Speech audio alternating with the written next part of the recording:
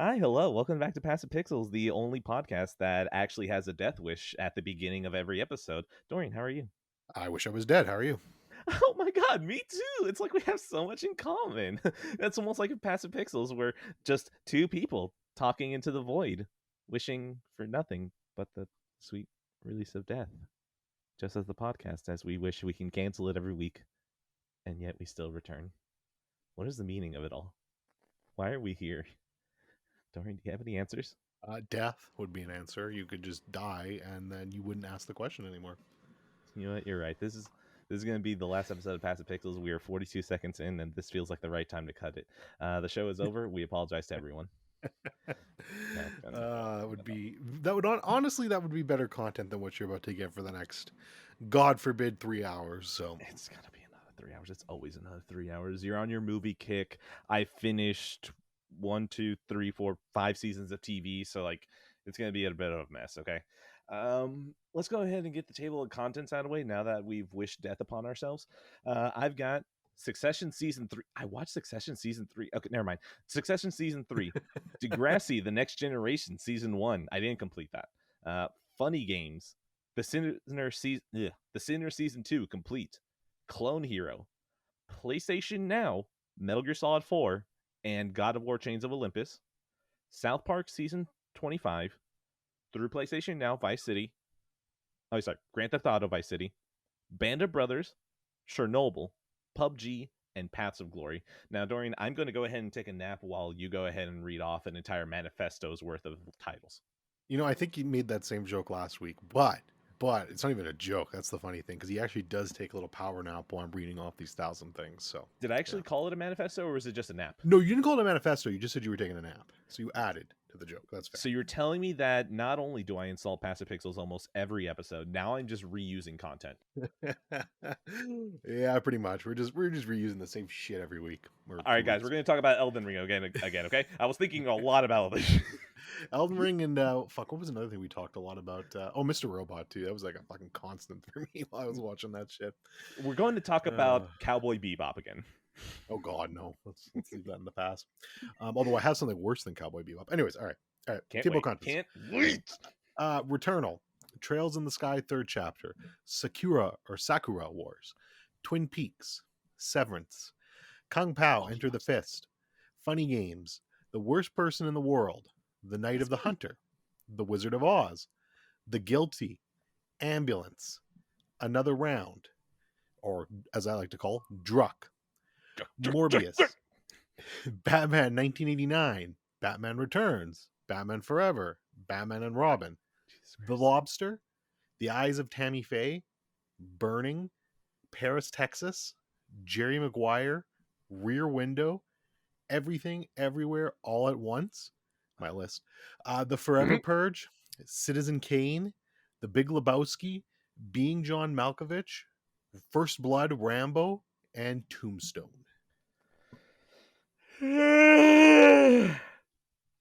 Okay, what'd I miss? Well, funny enough, we're not dead, so not enough. Damn it! You didn't sleep long enough. You got to go out for like 40 years next time, and then maybe.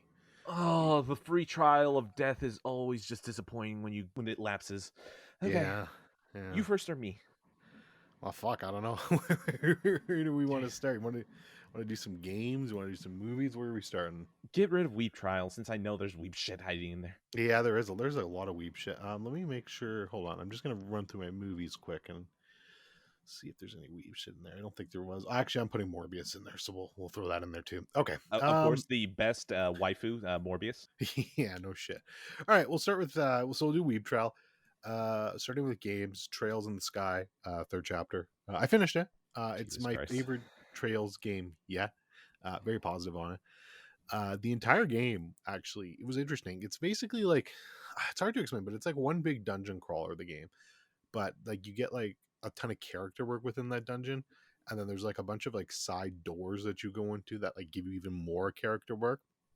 So the actual main plot story of that game has very little importance. Or okay, I shouldn't say that, because I'm gonna have some trails and be like, actually, it comes back to being very important in Trails from Kokujunia number 2. So okay, my bad. It probably is important in some way, but the actual in terms of the overall Sky narrative, there wasn't much that happened there except for some of the side stuff and the doors that you found out. But yeah, it was really great. The protagonist in that game specifically is my favorite out of any of the Trails games. I don't know, he's just really cool and I liked him. And yeah, it was a really good cap to the trilogy of those games. Really excited now. Trails from Zero is the next one that I'm supposed to play, and that comes out this fall. So I've already pre-ordered my copy from Shop Straw Hat, and Shop Straw Hat hopes to have it shipped out fairly quickly after it arrives. So yeah, we'll see. Yeah, I kind of hope that the microphone picked it up, but I think anytime that you're talking during Weep Trial, I'm just gonna boot up Metal Gear Solid HD Collection on my Vita. Honestly, that sounds like a good plan. Yeah, like so. Even if I'm talking right now, I'm gonna go ahead and just keep it playing. I think Snake Eater's probably gonna start playing, but I have noise canceling headphones, so I can't really tell. Okay, again, holy shit! Every single time that you bring this series back up, it makes me think I did the right move by never thinking about this series ever again. The problem is that every time I try to escape thinking about it, it comes back. It is the anime roach that with a big ass eyes that just does not leave, and it does not leave. Oh, okay. There's one more thing I need to mention, and I'm gonna spoiler tag this because Sick. It's a pretty big spoiler. I know you don't care, but people listening I will don't actually care. So, or some People might. are listening. Okay, yeah, okay. Anyways, I'm still gonna. You know what? The empty void cares. The empty void cares. There you go. So, pretty big Trails in the Sky third chapter spoiler and character spoiler. So, 3, 2, 1. Man, there's a sex house and a bunch of pedophiles, and they're all like molesting this one little girl. That was kind of fucked up. Oh, okay. Yeah. Oh. I was like, what? I was like, this is kind of. Well, I wasn't expecting this in the game. This is the wrong time to be playing Snake Eater. Oh no. Shit. Yeah, it was fucked up, man. Like I was like, oh, okay, like all these doors are like mostly like happy, positive things, and the weebs had warned me that there's one pretty fucked up thing. I'm like, how fucked up can it be? And it's like, oh no, these grown men are trying to fuck these little girls. That's messed up. Oh, they are. Oh, and they're like abusing her too, and scratching her, and oh. So yeah, that was interesting, and yeah, I just thought it deserved a special mention. You know people. What? This song is really good and probably like really inappropriate for the moment, but like the song is still like really good, so like I'm not going to skip it. But also like I don't know if I'm enjoying Snake Eater as much. The problem is that I think I may now associate the anime pedophiles with Snake Eater, and this is not. You know what? I'm skipping it. I already actually ruined it for myself by saying that. Fuck you, weebs. Why can't you just be normal out of 10? Yeah, so 8.5 out of 10 for the game, not for pedophiles. Just to be perfectly negative 10 out of 10. I will dip into scores to score pedophiles. Negative 10 out of 10. Kind of cringe of you. Don't ever do that. Out of 10. Yeah, very, very cringe. So yeah, that's it. Okay. Okay. Continue on with anime shit. Yeah, we're gonna talk about. I don't know if it's Sakura or Sakura, but Sakura sounds more Japanese. It's probably Sakura. Sakura Wars. All right, look. Well, let's have a candid conversation with the two of you that are listening to this right now. 3. Excuse me. Okay. Yes. This is by far the most embarrassing thing I've ever played. I will not try to mince words here. This game is basically, hey, let's take an anime and let's actually just make it a video game. You've got Sakura Wars. I guess there's just something in the back of my brain that's broken, where if I'm playing it, yeah, only in the back, where if I'm playing it and I get to make choices and I get to do the whole social element dating thing, I don't know, man. There's just something that my ape brain tends to enjoy about these sorts of things. And I'm having a decent time with it. Look, it's not gonna like break any records for me. It's basically like, okay, the best comparison I can give it, not in terms of story or anything, but just my gameplay experience, is 13 Sentinels. And the only reason I say that is because I enjoyed 13 Sentinels. It was a 7 out of 10 for me. It was an enjoyable game. This is kind of similar to that. The only difference is like the story isn't nearly as good. Like the story in 13 Sentinels I thought was a lot cooler, but I fucking hated the combat in 13 Sentinels. Like it made me want to gouge my eyes out. Where the combat here I'm actually kind of enjoying. So like you kind of take a little bit of column A, a little bit of column B, and that's kind of where I'm getting. I don't think I'm enjoying this game as much as 13 Sentinels, but it's still not bad. I'm just judging you so much right now. I want you Yeah, to know no. that I've been judging you for the entire time that you've been playing this. Every single time that I see you talk about this, I've been judging you. I didn't want to say it in writing. I wanted you to hear it, just how much I've been judging you this entire time. Yeah. You didn't even talk about the bathhouses. Yeah, Oh my god, yeah. I actually have a note for that too. I was just planning on skipping over it, but yeah, there's like these I was gonna let that get away. there's like these scenes where it's like, oh, I'm gonna go to the bath. Oh, there's somebody in there. I should leave. And then you get an option where it's like, yeah, leave like a normal, decent human being, or oh, I can't help myself. No, like of course you're gonna pick the I can't help myself. You want the comedy material here, so it's always the same. He goes and looks in the bath. You get this, and the funny thing is, it's not even like okay, like obviously the act of looking in the bath of the girl is perverted, but it's always just a picture of this girl with like all of this like bubbles on her, so you really can't see shit, and they're wearing more revealing clothing with their tits hanging out. So it's like there's literally nothing even remotely sexual about these things because you can't see shit, and then they just like get mad at you for looking at them and then usually punch you in the face. Like it's the same, literally the same thing every time, and it's like, oh my god, Japan, why must you do this? Because you keep playing. That's why. Oh Yeah. shit, they got me. Ah fuck. Oh yeah, I'm playing Metal Gear. Not Metal Gear Solid 3. I'm playing Metal Gear. They saw me. I ran into a different room and they started shooting at me. It was dangerous and I'm worried. I didn't know how long this bit was going to go. I don't know if I should have started this right now. Sakura Wars is I feel like even though it's probably really disrespectful for me to play Metal Gear in the middle of a podcast, I also think that I should probably be disrespecting Sakura Wars by playing Metal Gear during a podcast out of 10.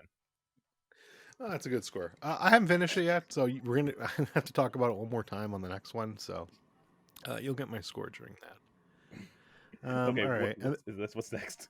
Oh yeah, and then I am throwing Morbius in here because Jesus Christ, like it deserves the anime It's title. art, but I don't understand why you're throwing it in here. Go ahead.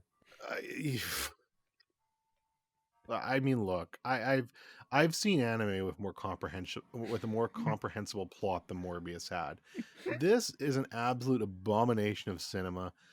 Jared Leto is the guy to me is just a fucking cancer. And I know that sounds harsh, but Jesus Christ, man, I'm so tired. Like I don't even hate method acting. I think like for somebody like Daniel Day-Lewis and Robert De Niro and some of these incredible actors, like they are so talented that they do this and it gets them in the role and they're great at it. But then you've got this fucking clown, this literal fucking clown rolling on by doing these absolute garbage fucking roles and saying, "Oh yeah, I'm a method actor." And now you're making fucking Daniel Day-Lewis look bad. You absolute fucking buffoon. This movie is so fucking bad that the director of this movie, what the fuck is his name? I'm gonna look this up because you're not getting off the Daniel hook, buddy. Espinosa. Yeah, Daniel Espinosa. So, a couple fun facts about Daniel Espinosa. First of all, he directed Life. I dropped Life half a star because this movie was so fucking bad. That's how fucking terrible this is. So, Life is now a 3.5 out of 5, not a 4 out of 5 for me anymore. Second of all, when I was actually going to see, I think it was Everything Everywhere All at Once, they did a little clip beforehand where they were talking with Daniel Espinosa about Morbius. And he's like, "Yeah, I just wanted to make a film that my 12-year-old son would thought was cool." I was like, bro, even your 12-year-old son was probably like, that shit is ass. Like, ass. I'm sorry. There's no way your 12-year-old son is telling you that's a good fucking film. So, yeah, Morbius is god awful. I can't believe I saw it in cinema. And for the love of God, I am never watching another fucking Sonyverse film again. I am tired of them. I am done. That is it. I want you to know that I have not seen Morbius, but I'm pretty sure Morbius is actually one of the greatest films ever made, and that I'm sure there is nothing in that could ever happen in my life that would ever convince me otherwise, except maybe actually watching the movie. So, Yeah, just don't see it. You'll let your memory go untainted there. okay, perfect. So Morbius is actually going to be the first perfect score that I ever give to a movie on Passive Pixels. So Morbius is going to get a Morbius out of 10. It's Morbin time, baby. Fuck me. It's a 0.5 out of 5. If I could go lower than that, I would. But yeah. Okay, let me see. Is that everything for Weeb Trial? I think that's everything I have. Okay, I perfect. mean, I So guess I could. No, I'm not going to put Kung Pao into the fist there. don't. I That's not would weed. probably. I'd edit that. I actually Yeah, would. I no, would not let you. it's. I thought about it for a sec, but it's not weed. No, all right, No, we're good. how dare you? Okay. Moving on. I'm gonna go ahead and get my first one out of the way because we're gonna get these out of the way because it's like these are ones where it's like, man, I really don't remember you. You definitely didn't put an impression on me, so let's just get rid of you. Degrassi, The Next Generation. I think my wife and I had just finished watching Succession season 3, and HBO was like, "Hey, here's some recommendations," and we saw that Degrassi was there, and she's like, Degrassi, and I was like, I've never seen Degrassi. I don't exactly understand your excitement. She's like, oh my god, we should watch this. And then, funny enough, this is the second time a pedophile is going to show up on the show. I don't want this to be a running trend, but here it's going to happen now. The first episode was about a guy who was basically Chris answering, "Can you please take a seat?" A girl, and you just get really uncomfortable seeing her sit down in a hotel room with a strange man, and it's just like, no, not a fan of that. Degrassi seems like it is the classic, the quintessential teenage trash that, now that Euphoria is going to take 14 years and Zendaya is going to have 2 kids by the time that it comes back, Degrassi seems like it might end up taking that void. But again, I don't really remember much of Degrassi, so in other words, who the hell knows when I'm gonna get back to this? Because if I don't remember, it probably didn't interest me that much.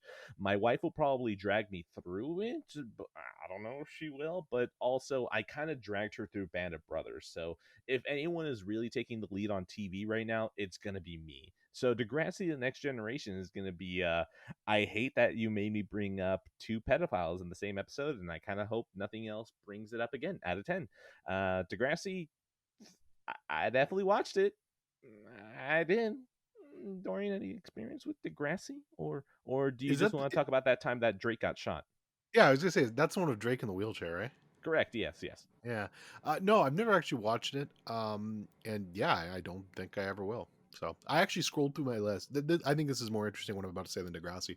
But I Mhm. scrolled through my list just to see if there was any other pedophile things on there, and I don't think so. So I think we're good.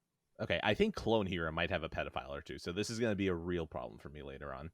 So Okay. yeah, Degrassi, there's that. I toss it back to you because I'm pretty sure you're still outnumbering me. Yeah, somewhat. Fuck, I don't even know where to go. Okay, well, let's finish up games, and this is a really brief one, but just to touch on it, I did play more Returnal. Mhm. I'm kind of done with it though. I think for now. A couple things.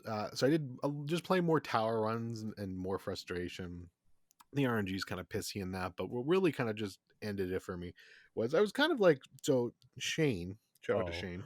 oh, I You don't listen to remember. this, but yeah, he has he had the high score for anyone in the Passive Pixels Discord, which is a thing, by the way. And if you want to join for some ungodly reason, you should reach out to Ed and join. Oh, But I yeah, will say this is we're going to have the little advertisement block. Organized Kino. We've been having a movie club, and we had our first successful movie that we voted unanimously that it was a good movie. So if you want to join that, sure, cool. Just reach out to me or something. I don't know. hey, Whatever. come chastise me for being a little bitch because I'm not doing it. Um, You're being a little bitch, okay? Look. We all watched Paths of Glory. It was a great movie. All right, the next one is going to be Dreams by Akira Kurosawa. Come on. You're fucking up. I'm half tempted to watch Paths of Glory now and just join the next voice chat and talk about Paths of Glory. No. What you should do is that you should always be 1 week behind everyone else. Yeah, that's what I said. Oh no. I thought you meant like. Well, actually, you know what? Yeah, that is what you meant. I'm just stupid. I'm just dumb. You see, this is what happens when you play Vita in the middle of a podcast. It starts Yeah, I know, sapping your right? IQ. Are Video you games still are playing? first. No. Okay. No, I'm nowhere near that good. I can't be communicating. I was And gonna say, playing if at you're the same time. communicating that while playing Metal Gear Solid, that's actually kind of impressive. Dude, can you fucking imagine if I was just over here like, yes, Degrassi, there was a pedophile, and at the same time, like, Snake. oh shit, I died. Fuck, this is why I Fuck. stopped playing. Yeah, it would be great. No shit. But yeah, anyways, join the Discord. But yeah, so Don't do anyways, so that. Shane I'm going back to the thing here. So this Oh is yeah, about Returnal. 4 hours. So Shane had the highest score. he was and yeah, he was doing great. And so I was just like trying to chip away at it and getting slowly closer, and then fucking Radic, who, shout out to Radic, is probably in part probably the best Facet Pixel episode, or at least what top 3 for sure, the Uncharted one. Listen, top So 3 in my opinion are the Uncharted one, the Evangelion one, and the Before trilogy. Those are still my favorite. And after that, I'm pretty sure that it would only take it'd probably take the hate cast for them to get dethroned. for sure, I agree. So yeah, great episode. But Radic, and one of the reasons it's so great is Radic. He fucking just pops off some fucking 31 million score. And to put that into context, I'm at like 8. So I'm like, all right, yeah, this is never fucking happening. So I basically did like 2 more runs after that and I haven't played since. So I mean, I haven't uninstalled it yet. It's still sitting on my drive. It'll probably actually just stay on my drive because I'm sure I'll get the itch to go back eventually. And I still want to try co-op at some point. So I don't think this is the end of Returnal, but I've declared the rest of the year for me. I'm sorry, I've declared the rest of the year for me the year of the weeb. So I'm actually going to get into playing new games, and yeah, but we'll play some Returnal probably in between shit.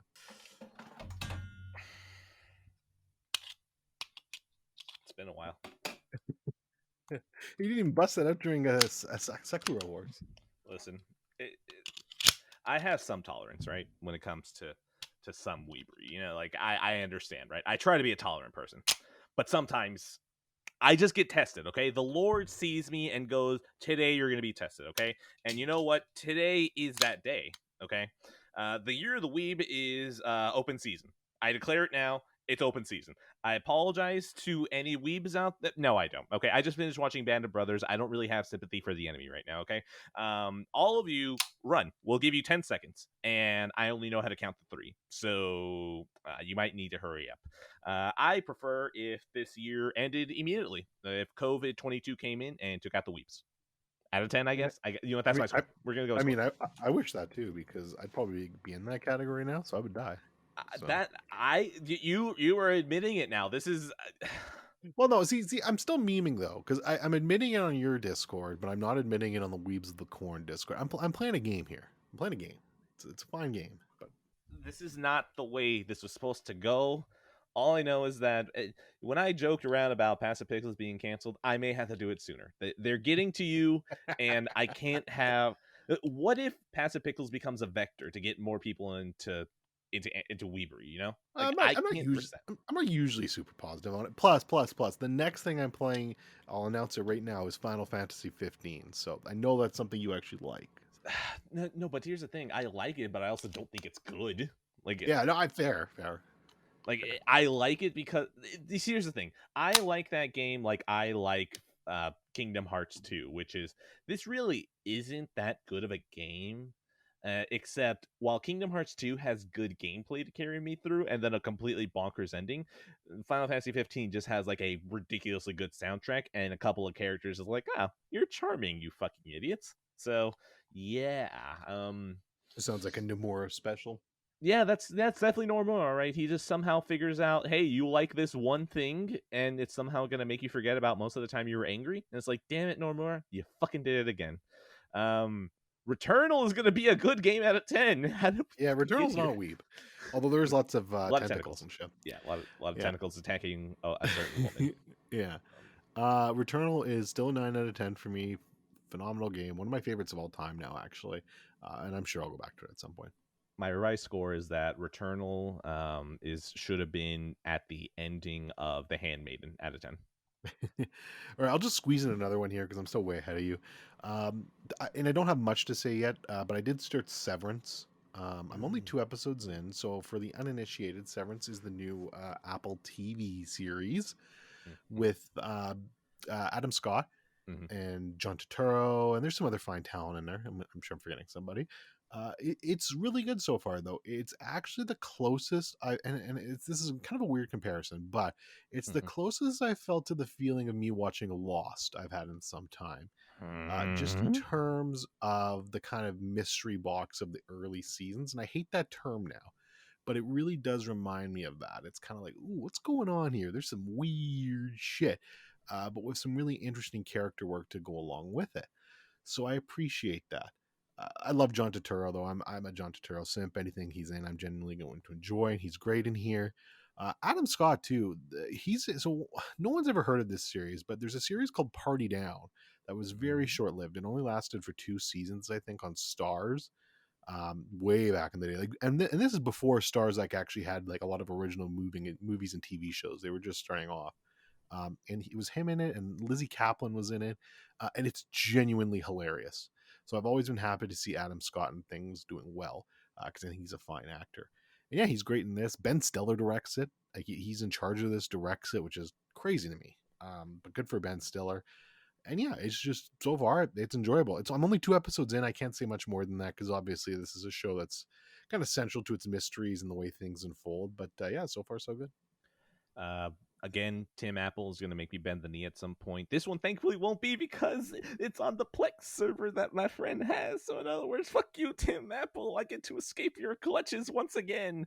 So, yeah, I want to know nothing about this. I'm very curious about this. When will I watch it? I don't know because my next show that I'm going to watch is The Pacific. But then again, I knocked out 5 seasons of TV over the last 2 weeks, and I think that train is going to keep rolling.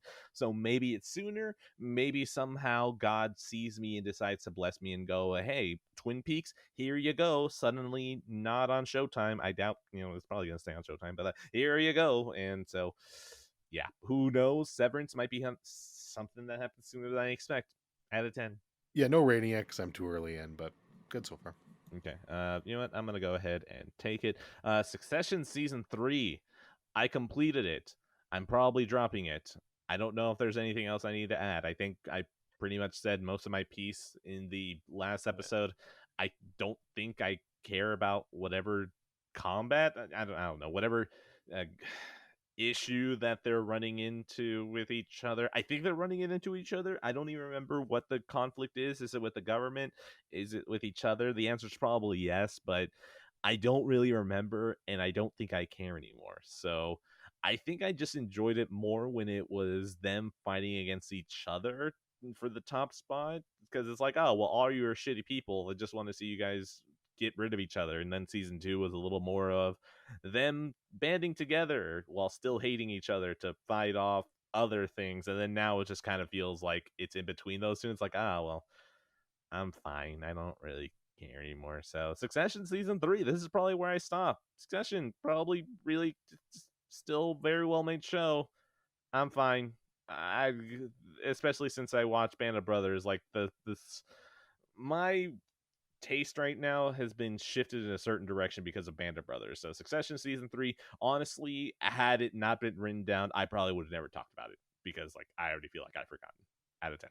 Yeah, as time's gone on, I have gotten a little bit cooler on the show, I think. I still think it's very good, and I'm not out. Yeah. Like, I will definitely watch season 4, but it is the type of show, like, if they don't say this show's ending by season 5, I'm going to start to get worried because Which I I think don't they want did. anything past that. They've hinted at it, but I don't think they've officially said it. So I think they'll be fine. But it's the type of thing where if they try to push this past 5 seasons, I'm definitely probably going to be out at that point because I think it's going to be a bit too much to keep this going. I still enjoy it. I still think it's very good. Yeah, Um, I agree. but yeah, it's definitely like like all the hype for it. Like, oh, this is the best show on television. No, it's not. It's just not. You put some respect on fucking Jimmy McGill's name, who's back fucking next week. Which, by the way, I'll be watching that live, and I can't fucking wait. Hold on. I gotta mention this, okay? I saw that season 5 hit Netflix, and I was like, "Holy shit!" Season 5, I torrented that like 7 months ago. Not even 7 months ago. I torrented this like 2 years ago for whenever season 6 comes out, and I was gonna start watching season 5, roll right into season 6, but then they put it on Netflix. I was like, "Cool! I can finally get rid of my life of crime," and I deleted the files. I was like, "I haven't even watched these. There was no crime, no foul. You know what, Jimmy McGill? It's okay. They'll probably protect me in court whenever they try to put me away in prison for this. I did not watch the files, therefore it was not piracy. Good luck trying to defend that in court. So yeah, season 5 on Netflix. Woo, hoo boy! I need season 6 to start rolling so I can go back and. Ooh, actually, that's a good idea. I should probably go back and just start watching. No, I've been on a good roll of TV. I am not about to tell myself to go watch Better Call Saul all over again. No, because then you'd have to start with Breaking Bad, and that would No, be a no, no, big no, no, no, no, project. no. My idea is that I want to wrap around completely, which is why I haven't started season 5. Oh, do I Better Call wanted Saul and then go into Breaking Bad. And because I haven't watched El Camino yet, I want to do it all the way around. Oh, that's smart. El Camino was good. I Yeah, liked El Camino. that's the thing. So this has all been planning. This has been simmering for like a year or two now. So we'll see when I get there. But yeah, like I need to tell myself not to do it, but we'll see if I can resist or not. Are you planning on like? Are you going to catch up by the time season 6 starts? Sorry. No, that's the thing. I only have season 5. Okay, so you're not going to watch season 6 live then. I mean, that's the thing. When season 6 starts, I will probably, well, when does season 6 start? Well, season 6 starts next Monday, and like you So can literally, what? yeah, no, it's next Monday, Fuck. and you can if you get like I don't know if you've had it or not, but if you have Amazon Prime, you can do the Oh no AMC no Plus no, we're free good trial about for a that. month. I found out that through my parents' Dish Network, I can sign in and cast it out to my Oh, Chromecast, and I can get sick. live TV. 666. So yeah, yeah. I'll be watching it live every single week because that show is the one I don't want to wait for. And if I got spoiled on something, it would actually piss me off. So I can't take the risk. Oh, I'm so sorry, the Pacific. The Pacific, you are getting shifted off to the side. You are going to get fucked. I need to catch up with Breaking Bad. It's not Breaking Bad, whatever. Sure, The Breaking same thing. Bad. You know what? It's the Breaking Breaking Bad Bad cinematic universe. universe. Yeah. Exactly. All right. I'm gonna catch up with Breaking Bad. I know I will end up fucking myself over because there's still a couple of months between the first half of season 6 and second half of season 6. By the way, people, stop fucking doing Yeah. that Stop shit. doing that, Oh please. my god. Just give us one entire long season. Or just make it 2 seasons. Fuck you, okay? Stop doing this shit. AMC's the one that's, oh my god, you did this shit for Breaking Bad, then you did it for Mad Men. Stop doing this shit. We know it's popular. Make your money, leave. Okay. What was the end of the topic? Oh yeah, Uh, Succession. my rating for Succession is I'd rather talk about Better Call Saul, to be honest, out of 10. You kneecap my joke out of 10. All right, your All turn. right. Yeah, I've still got a lot. But well, since you mentioned it earlier, Twin Peaks. I'm still watching Twin Peaks. I'm halfway through season 2 right now, and I actually do want to die. Like, I feel like, I feel like, I, Hold on. This is going to be a kind one, okay? This is going to be a kind one. I'll help you. yeah, There we go. please, Jesus Christ. I can't. So I mentioned it on the Discord earlier where I've been a little bit critical on Mr. Robot season 2. I still like season 2. I still think it's a perfectly fine season of television, but I've been kind of critical on it just because I think the first half of it's not great, in my opinion. And overall, it's just not the best season of television. But Jesus Christ, I would take that 1,000 times over the absolute fucking slop I'm watching right now. The thing that's so brilliant about Twin Peaks, especially the first part, like season 1, and then kind of the first part of season 2, is the show is so perfect at parodying the 90s soap operas. Like, that's what it's doing. It's just fucking David Lynch saying, like, fuck you, this is the trash you guys are watching. I'm going to do this, but with my twist on it. But then once he leaves, it loses that sense of self awareness and it just becomes a fucking literal soap opera. And it's fucking horrible. Like, it's absolutely just garbage television. It's a colossal waste of time. And anyone that bows out after season 2, it's like, I can't blame you for bowing out in the middle of this because it's so fucking bad. Like, the show is just terrible at this point.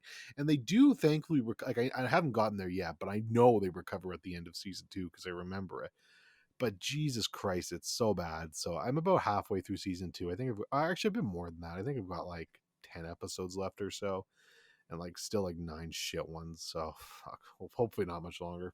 I would love nothing more for uh, Twin Peaks to show up somewhere on a streaming service. I miss that.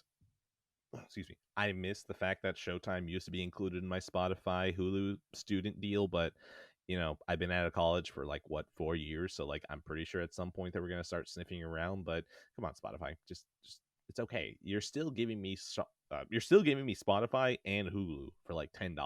Just throw Showtime on there. No one's using Showtime. It's okay. I realize the irony of saying that no one's using Showtime while I'm saying I want to use Showtime, but ignore that. Can you just please give me Showtime out of 10? Yeah, I hope you get your Showtime out of 10 because I still would love to hear your take on this eventually. I'm still working my way through it, so no rating. But I mean, the rating for this part of the season 2 is I want to die out of 10, like literally. So That's probably not going to change. You're still going to get to the end and it's going to give you a bit of happiness and you're still going to be yeah, like, yeah, that wasn't bad. I want to die. yeah, that well, yeah, oh yeah, fuck, I could watch. Well, fucking, I'll talk about everything everywhere all at once later, and I still want to die after that. So God, I hate everything you guys are saying about that movie because it's like I don't need to see that one in theaters. Like I don't need to. I can just buy the 4K and I'll probably be giving them more money by buying the 4K instead of buying a ticket. Okay. All right. Well, either way, uh, you know what? Fuck it. I'm gonna get this out of the way. Funny games. I just want to get this out of the way. Oh, we're gonna get our fucking argument out of the way. All right, let's go. Whatever. This movie just Fuck. feels so. Uh, I don't. I don't even know what to say anymore. I just, whenever I think of funny games, it just feels like mumblecore. And the funny thing is, I decided to look up what mumblecore is, and I realized that the definition I always had for mumblecore isn't the right one. So I'm gonna go ahead and I'm gonna use my connotation for mumblecore. What is mumblecore to me? Mumblecore just kind of seems like whenever you see like a goth kid and you're just like, why are you goth? They're like, well, man, society and the system and sadness and death. That to me is mumblecore. You just kind of have this moody teenager that has all this angst but doesn't really know what to do with it. Funny games to me feels like that. I understand everything that it's going for. I understand that it's supposed to have the horror set up and that it's supposed to be a subversion of it. It's like, wow, you're a fucking monster because you want the horror. Don't you see that these are people? Like, I get that. I don't care. Can you maybe make it interesting? Like, this is just nothing people being treated by shitty people just for like what 2 hours. No, not even 2 hours. It's like 90 minutes. It just felt like 2 hours. I get it. I get it. This is just, I could feel like Neil Druckmann watched this once and was just like, oh my God, what if I did that? Except I did it in 30 hours of just beating you over the head with the same thing. Like, this could have been a fucking short film. This could have been a short film and it could have probably achieved the exact same thing. You give me 30 minutes. Give me 30 minutes and you could probably been in and out and do all this. But like, I don't fucking care. Like, I'm tossing you because I'm pretty sure there's a lot you want to say. Yeah, I love this movie. So I actually bought the You fucking Criterion do. for this movie. I think it's absolutely fantastic. So the kind of stuff I want to say though is kind of dipping into spoilers. So I'm gonna like just say that I really love it. Obviously, you don't like it. Wait, did I not say Um, anything? Spoilers? Not really, no. But Oh shit. Okay, cool. Good for I'm me. going to spoiler tag this because I respect the audience and I like this movie. Um, And look. I'm not going to say I respect them. I'm just going to say occasionally I respect them. well, I respect the two people in the void that listen. Okay, so I respect the void. fair. So 3, 2, 1. Look, movies breaking the fourth wall will never not be fucking cool to me. And if you can find a way to make a movie that's unique and you can do shit like that and wrap it into it, I don't know, man. That's just fucking cool. Especially back in 1997. No one was doing this shit back in fucking 1997. Now look, is it it's not trying to be subtle with its themes. It's not trying to be like, oh, what could this actually be about? No, it's pretty fucking obvious. This movie is aimed at directly at fucking American audiences who just want like violence and crave more violence and bloodshed. And this was him saying, yeah, you know what, you guys are kind of fucking stupid sometimes. And it's pretty obvious to me, and I appreciate that. But he takes like, I just don't know how you can say it's not interesting because there's so many scenes in this movie. Like the fucking scene where she finally stabs the fucker and is like gonna get away, and then the fucking guy's like, oh, get the remote, picks up the fucking remote and rewinds the scene. That's fucking chills, man. That's such a fucking cool and unique way to do it. That gave you nothing. That was like an hour and 15 minutes in. It's a shitty person that I don't care about rewinding something, and then a nobody person running away. I have no investment in any one of those people, so I don't fucking care if they're breaking the fourth wall if I don't care about the other three walls. They care about, but they're just a family who's like any other normal family who are just trying to live their life.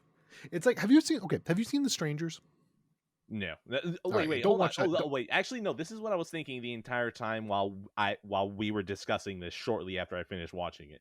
I Okay. literally do think it's just that I don't really care about horror in general. Like, I feel like I am way above and beyond where I need my horror to do something completely different. Where I would say, do you feel like you enjoy a solid mid-tier horror? I do, but I kind interesting. Okay, I don't consider this a horror movie at all, to be honest with you. I feel like it satirizes horror, and I mean, you are right that on a grander scale, it is satirizing America and its bloodlust. But honestly, the setup to this movie feels way more like it's inspired by slashers than anything else. Like being That's trapped in. Go ahead. no, I was just gonna say that's interesting because I don't get that read at all from it. No, that's the thing. I feel like these two kids, they would be like they feel like if you canonize them as horror enemies or villains or something, that if you put these guys as in like another movie, like if there was a Funny Games 2 and the common theme was that the actually no, to be fair, at the very end they basically do the same thing in They like a do. whole No, bunch of horror they do. movies. Yeah, they Yeah, do. they do They're that in going to horror they're going movies. house to house. Yeah, they're going house to house. Yeah, it's like in a lot of horror movies where you have Jason die at the end, but don't worry, he's gonna come back and go to another sleepaway camp or something like that. Like I feel like while yes, you can it's totally valid to read this as a commentary about America in general. This feels so much like yeah, if you were watching a horror movie and you just really want to see blood, now we're gonna wait. Did we enter spoilers? Yeah, we were in spoilers. Okay, yeah. Now that you have a bloodless, now you get to see that kid die. Now you get to sit for 10 minutes straight of watching the parents realize that their child is dead in their arms. It's like, yeah, I realize that, wow, we shouldn't want violence with other people. Okay. I just watched Band of Brothers and I cheered every single time a Nazi died. So I don't know if we're in the right mind space here. But that's what's brilliant to me, though, is what you don't even. But that you don't see the kid dying. Like it's literally like you don't like I don't know. You obviously weren't invested into the movie when that time came, but for me, who is like it's just an off-camera shot. The guy's in the kitchen, fucking basically getting food or something like that, and he just hears the gun go off. And he's like, "You fucking idiot!" He goes into the room, and you just see the fucking limp corpse of the kid lying in the corner. You don't get to see any of the violence in this movie, which is what I think makes it so great. The one violent it's scene, the blue balling. It's the blue balling it's the of the blue violence. balling. It's you wanting the violence, and the movie goes, Exactly. "No, you shouldn't be wanting this." Exactly, I get and, it. and I'm not saying it's subtle at all. It's not. It's By the way, you very. keep saying subtle. It's subtle. It's subtle. I know. It's subtle. It's not No, subtle at because I all. feel like someone is going to be like, "He said it again," and like, you know what? I will call you out once, and then we'll just keep letting it roll. Yeah, appreciate it. It's not subtle at all. It's not like me fucking up that word. It's very intended, but I don't know, man. Like and to be fair, I do just anytime something breaks the fourth wall or does something unique like that in a movie, I simp for that. I think that's really cool. So I got to admit, that's definitely a thing for me. This movie exists to me. It just feels like, okay, yeah, you made your point. Could I have been interested in it at any point, please? It's very well made. I'll admit that. You made your point. Could have made that point in like 30 minutes. Or, maybe not 30 hours. Not crap. Whatever you do, don't watch the American remake because it's literally the exact same. No, I know that was funny. I was watching this to try to compare the two, and then now I'm like, well, I don't want to do this at all. Yeah, I mean, maybe if you like the performances more, maybe, but it's literally beat for beat the same story. So I don't know. That's the thing. It's still the performance is probably not going to change the fact that all of them are just paper thin characters to make a point. Yeah, that's true. Okay, Funny Games. Oh, wait, by the way, I guess I should probably just mention this. I probably mentioned this at the beginning. Yeah, I watched the original, so I don't know if that makes it. Oh yeah, we should. Yeah, this is the 1997 one, by the way. He did that. The director Michael Haneke did a shot-for-shot remake of his own movie, which bit of a controversial thing he did, but he basically he always intended this to be an American movie, and he wanted to show it to American audiences. So somebody offered him the chance to do it, and he said, "Yeah, hell yeah, I'll do it." So people argue about which version's better. Literally, they're the exact same movie. I like the original a little bit better because I think the performances are stronger.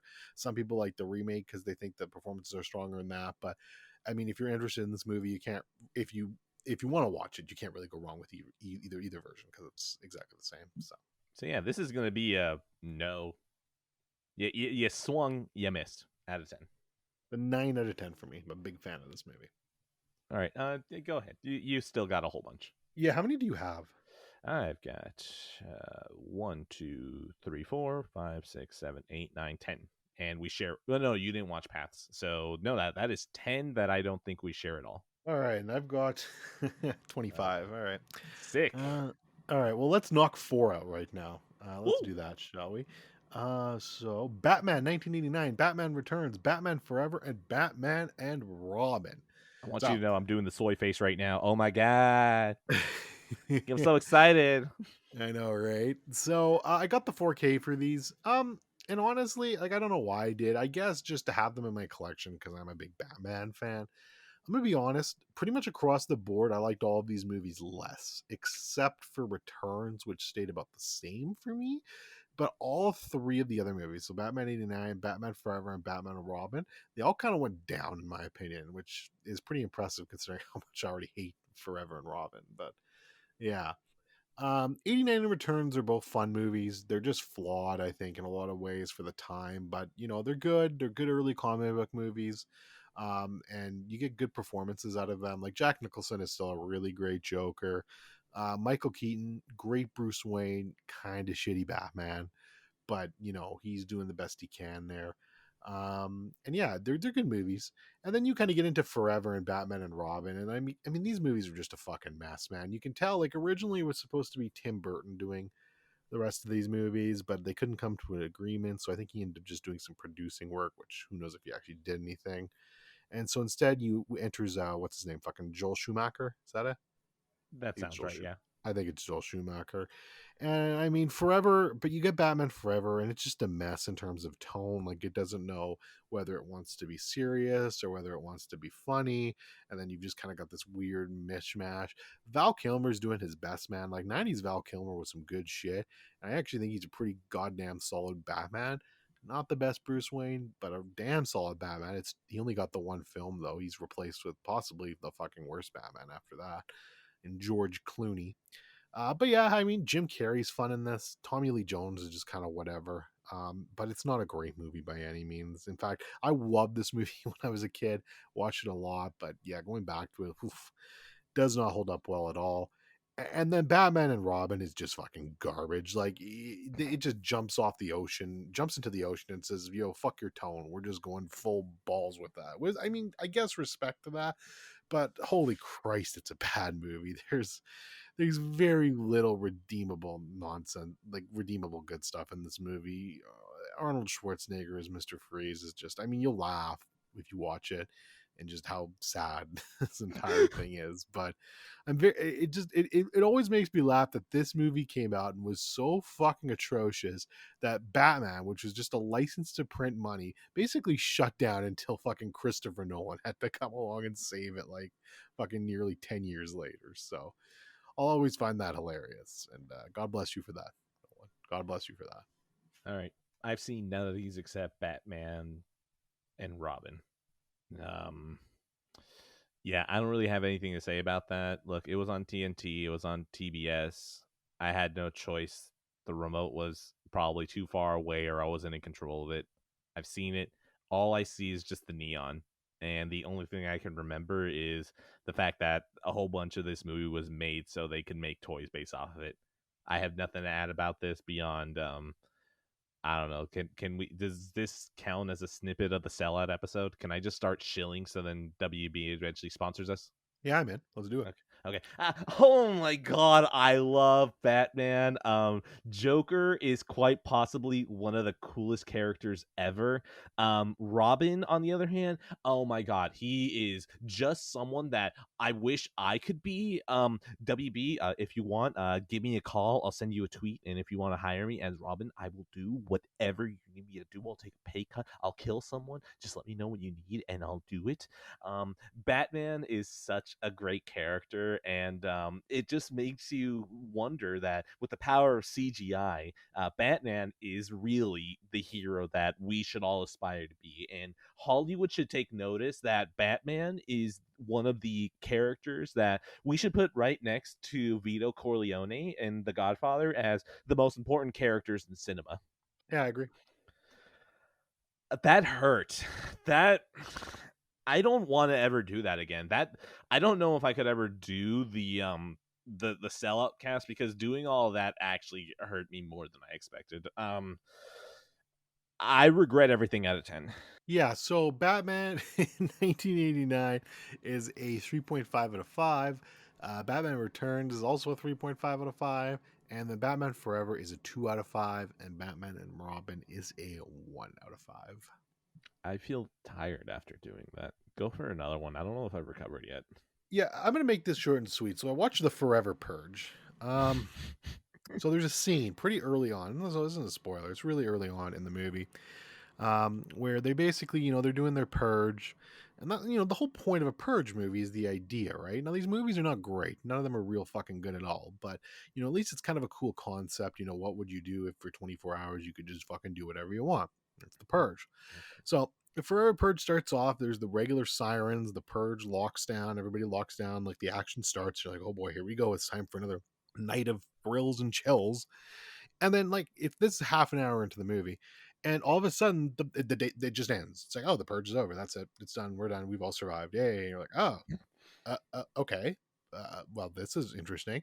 So the one, like, the lead character, she's which, by the way, this movie starts with people like Mexicans crossing the border illegally into America, which I'm still not sure why, but that's a thing.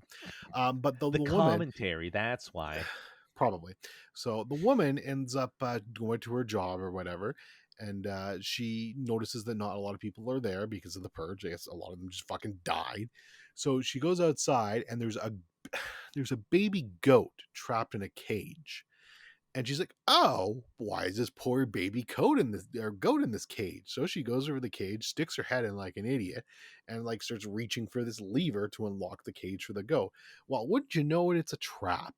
And she gets trapped in this cage, and she starts screaming at the top of her lungs. And she's like, no, you can't do this. The Purge is over. This is not allowed.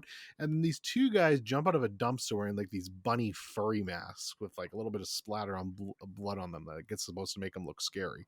And they're like, shut up, bitch. This is the Forever Purge. And then at that point, you heard the guy from CSI go, yeah! 3 out of 10. 3 out of 10 is actually higher than whatever I thought you were going to put it at. That's a...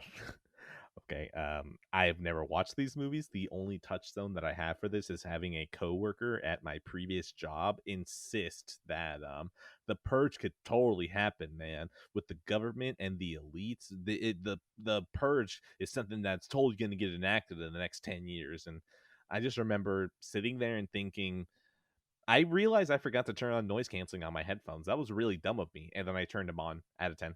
That story was better than the Purge, the Forever Purge. And honestly, probably most of the Purge movies, they're all garbage. Let's be real. So, yeah. Okay, I'm gonna go ahead and take it from here. I have The Sinner season 2. It was fine. I'm not coming back for season 3. It is anthology though, so you could. Yeah, I could, but the thing is that there's a certain direction that the season was going that's like, I don't really know if I care about this.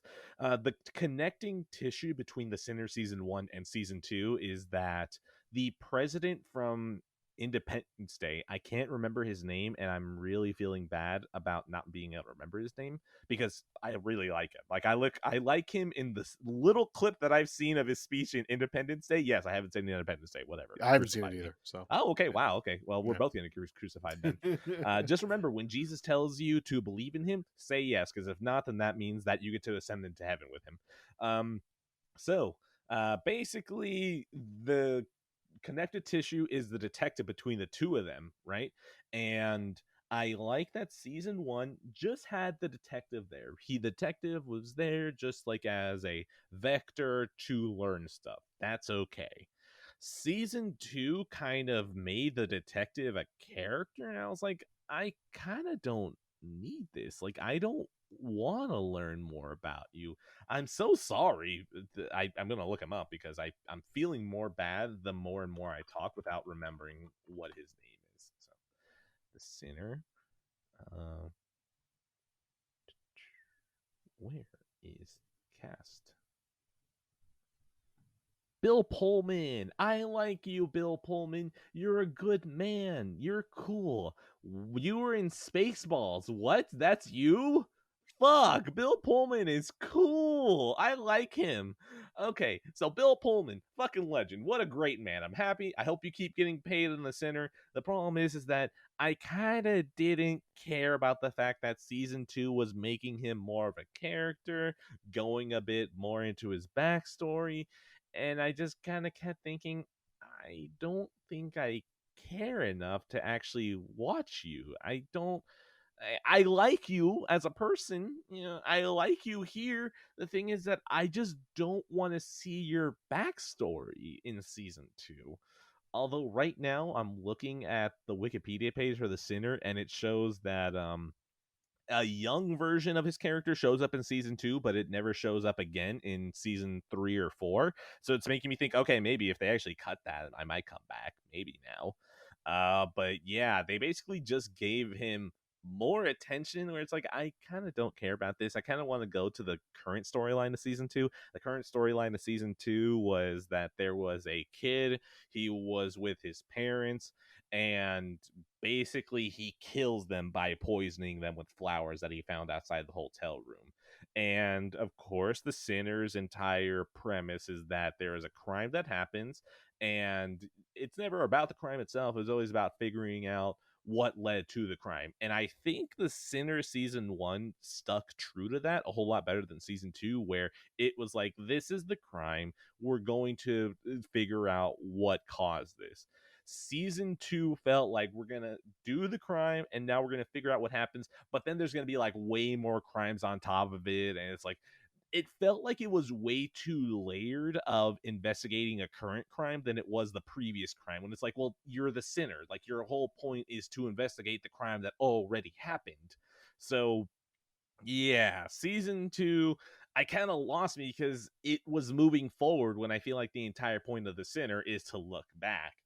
Honestly, the fact that I see that Detective Ambrose, Bill Pullman's character, doesn't have a child version in season 2, and I kind of doubt they're going to have like a teenager version of him. If he falls back a little bit more into the background in season 3, then I might like it. You know, and I literally, you saw it in real time. I convinced myself of maybe watching another season, but who the hell knows when I get to this, because on the other end is Better Call Saul, the Pacific, uh, there's probably something else. Oh, if somehow God decides to drop Twin Peaks into my lap. So the Sinner probably isn't going to come back to me at any point soon, because even the Sinner season 2 was something that I only started like after Succession, because I was like, let's just get something short out of the way that I need to get done. So yeah, the Sinner season 2 is fine. Um, Shout out to Carrie Coon. I just always like you getting a paycheck, so you did great. That's all I can really say. Now, Dorian, do you have any opinions? I know the only thing that you've really told me is that you've heard that season 2 is better than 1. I don't know if for some reason the conceit is that you don't care about the premise of the show, which is like, a crime happens and then you figure out what led to it. I guess I could see why you wouldn't like it. Why you would like that less than season 2, but yeah. Any thoughts? Well, I think the big thing for me is I did not like season one. Oh, you So did watch season 1. I did, Okay. yeah. So I did watch season one. I didn't like it. So my thing was, oh, I've heard season two is better, so maybe I'll watch it. But no, by you saying that, you've just completely talked me out of ever trying that show, because I didn't even like seeing one. So I think that's fine. I won't go back, and that's okay. There's a lot of TV to watch. Okay, so yeah, Sinner season 2 is going to be I guess it wasn't bad enough to not convince me to come back for season 3 out of 10. That's that's a good point. Yeah, just I'm not gonna watch any more out of 10 because I didn't like the first season. Okay, now go ahead and start knocking out, because you still got like what, 15 more or 20? Yeah, 15 more. Okay. Well, no, like 20 probably. A lot. Whee! Let's do another duo here. So let's do the Jake Gyllenhaal simp block with The Guilty and Ambulance. Ah, yes, yes, yes, yes.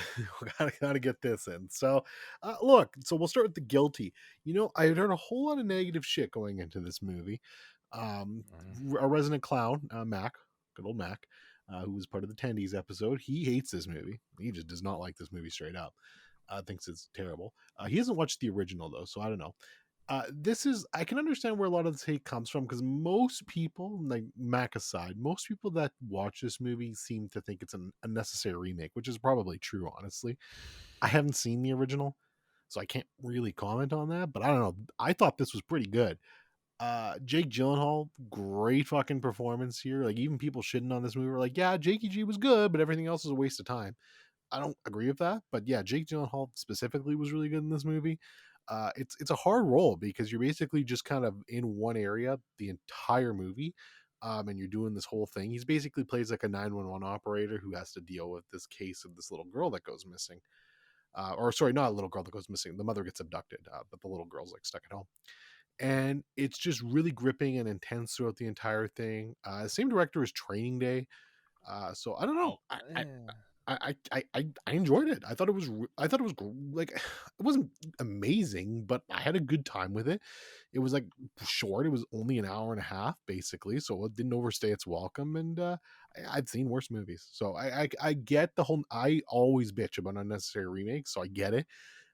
I'll probably watch the original and say, yeah, this is a fucking unnecessary remake. I don't know why they did it, but Jake Gyllenhaal though. It's very fun to always see how you have a rule and then the universe goes, okay, but is this axiom stronger or that one? And this time the matchup was unnecessary remakes or Jake Gyllenhaal. And then you went, well, Jake Gyllenhaal had that beard, I don't know if I can say no to that.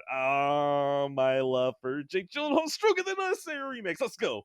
So, that's one direction I was going to go. My other direction is that I swear I've never seen this movie. I still don't think it exists, but every single time that you mention this movie, what pops into my head is the movie The Judge. Do you know The Judge?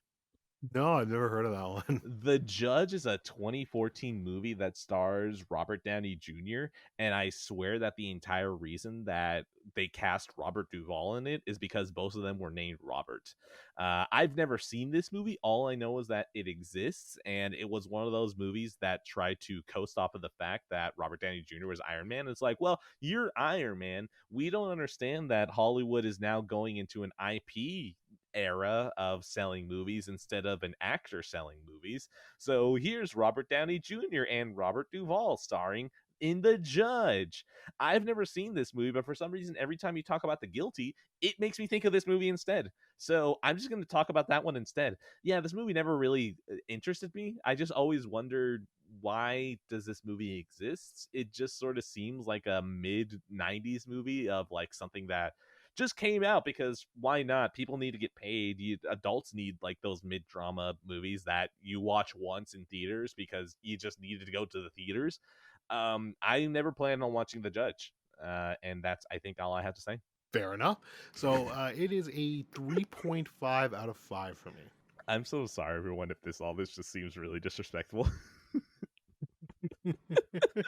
I've been playing Metal Gear in the middle of the podcast. Now I'm not even talking about The Guilty. If any of you guys like this, I'm so sorry. I feel so bad because a large part of me is like, I'm just doing the same thing I always do, and then apparently people like it. So I'm sorry. If there's ever a line where it stops being entertaining, I guess tell me. I might listen. I don't know. If I'm having fun right now, okay?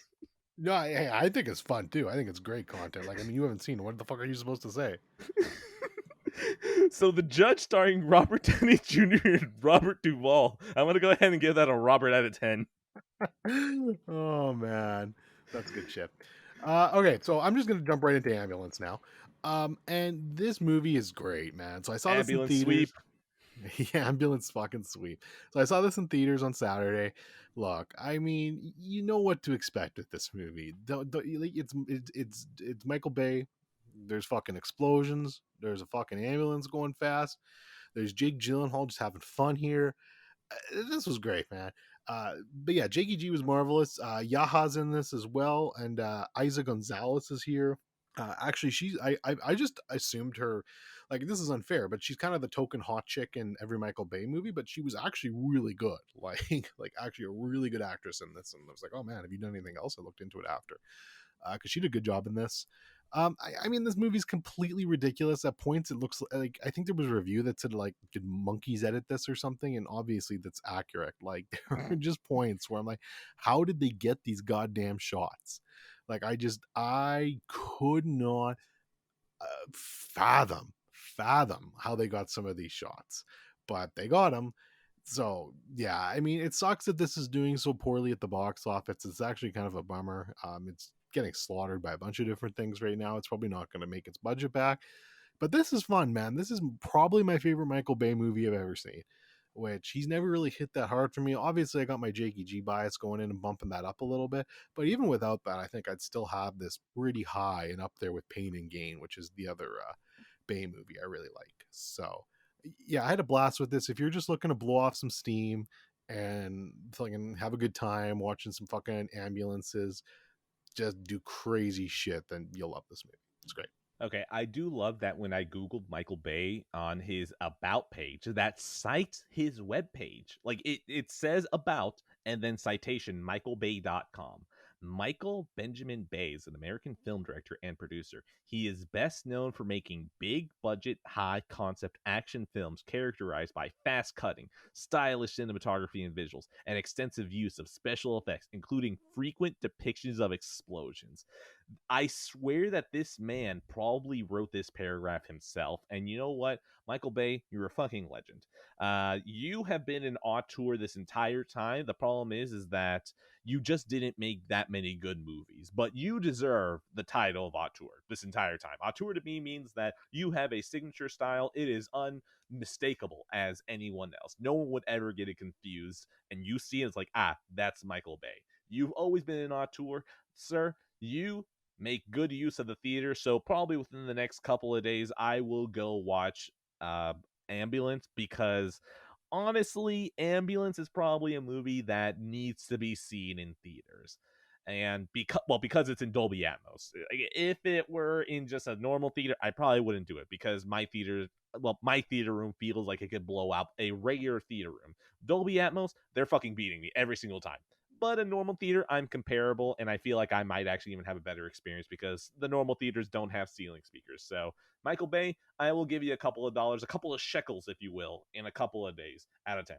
Yeah, I agree, man. Like, this is the type of movie that actually will be more fun in theaters because it's gonna be loud. There's gonna be explosions. There's gonna be shit going on. So it's definitely a good theater movie. It's not doing well. So if you enjoy that sort of thing, maybe instead of going to see Sonic 2 or fucking whatever other fucking Morbius or whatever you were gonna go fucking see, toss a coin to Michael Bay. Give him a shekel or two. I agree. It's a 4 out of 5 for me, by the way. Fantastic movie. I really had a good time with it. All right. The score I'm going to give it is frequent depictions of explosions out of 10. Perfect score. Should I do another one? I've still got so many. Yes, keep going. Let's talk about Kung Pao Enter the Fist. Cinema.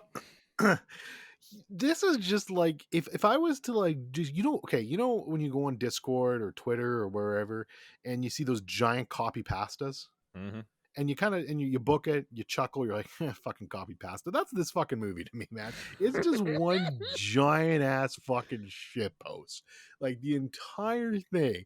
You don't take it seriously for half a fucking second, because there's always some ridiculous thing around the corner. And man, it was fun. I had a good time with it.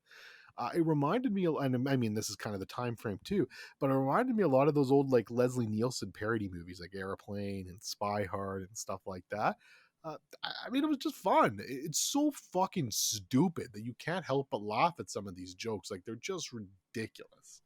And I'll be honest with you, I don't remember. Like, I watched this movie 2 weeks ago. I really don't remember much of it, because it was just all one giant blur of like this stupid joke, this stupid joke, this stupid joke. But I know I had a pretty good time with it, and I definitely watched it again. So, I mean, props for that.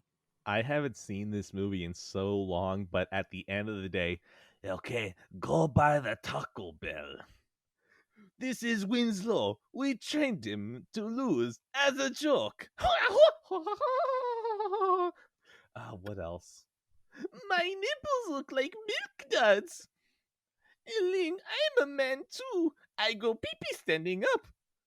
When's the last time you saw this? Probably more than 10 years.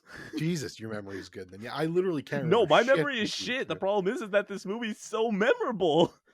Chosen one! I'm coming! Chosen one! I'm coming! Chosen one! And then they throw a tiny little ass net on him and he just falls, and then they have an intermission. I want ice cream! Oh my god. Now coming to the bat, Mike Piazza. They just like I would like, how high was the guy that wrote this script, man? Like, he must have just been fucking blazed out of his goddamn head on this one. This movie is legendary. There's just so much about it that's like, how is this stuck in my gray matter? And there's no getting rid of it. All I know is that This is the movie that I feel should be revered on the internet. I should be seeing hundreds of clips just flooding Twitter of this. It should be inescapable to find. It should be inescapable to get away from. Like, I'm talking that this should be on the level of a SpongeBob meme, where it's like, I just keep seeing this, and I know what this is, even if I've never actually seen the original content. So, Kung Pao End of the Fist is a shit post out of 10. It is the asshole of the internet out of 10. God bless this movie, and God bless you. 7 out of 10 for me. I had a fun time with this movie, and I'll definitely probably watch it again at some point. I forgot. Does she have 3 boobs or 1 boob? One boob. It was the Okay, one boob. all right. Yeah. I always get it confused. Yeah, three boobs is Mallrats. Uh, wait, no, that's not. No, but there's that's not the only 3 boob. There's also a 3 boob in Total Recall. Was it Total Recall? Yeah, I was thinking Fifth Element, but yeah, Total Recall's right. Why is 3 boobs so common? Just make the 1 boob. Just make the uniboob. It's okay. I think it's like some weird alien fucking fantasy thing. Just do the 1 boob. It's okay. It's okay, people. Like, we're ready for the 1 boob. Society is ready. I don't know, man. That's a little too taboo thing, I think, still. Listen, society's not ready to go down from double boob. Okay, we need 3. It's all about America. Excess, more.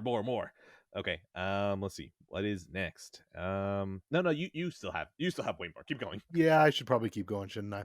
Yeah. Let's do another one I didn't really love. Let's do the Lobster. Okay, look. First of all, I did enjoy this more than Killing of a Sacred Deer. So, I mean, some positive points for that, but not much. Same director, of course. Yorgos Lanthimos. Lanthimos? We'll say that. Yorgos Lanthimos.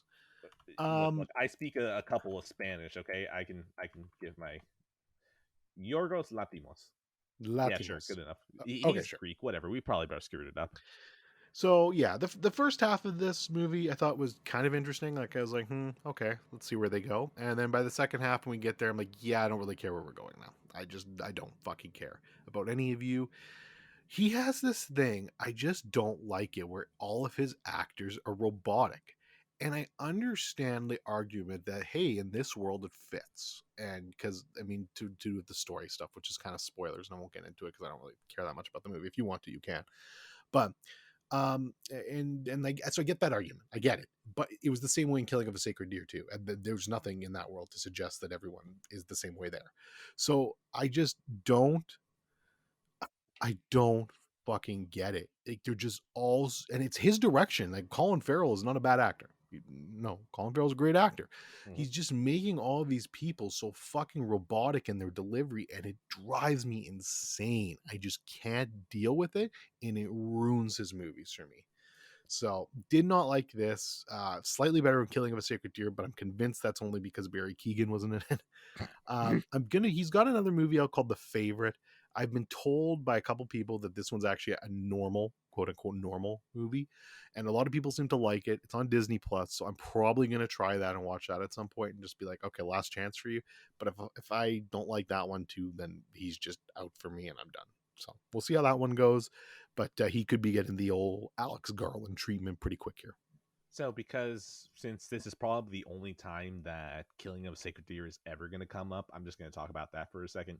Killing of a Sacred Deer, honestly, shout out to Killing of a Sacred Deer from like a technical standpoint. Like, the way that movie shot is gorgeous, and I hate that I saw Sam, of course, from the Before trilogy episode. I hate that I saw him say this, because it's something that I've thought since I watched it in theaters, of how the camera, the way it's held, just, it feels like there are so many Kubrick-esque shots in that movie. And I hate that I saw him write that down, because it's like, you know movies better than I do. Now it looks like I'm stealing from you instead of having my own original thoughts. So fuck you, Sam, for being on point and making it seem like I'm stealing from you.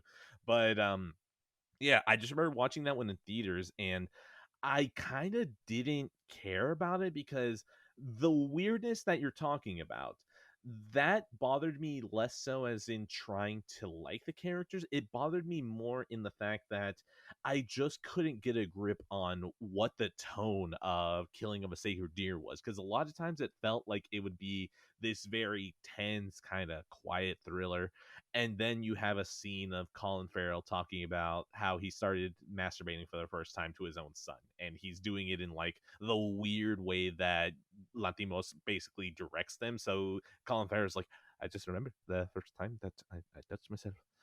I was 10 and I kind of didn't understand myself, but I kind of enjoyed it a little. It's like he's doing it in such a way that almost feels like, am I supposed to be laughing? Like everything in the movie is like, you're kind of need to take this seriously, but his performance feels like I should be laughing.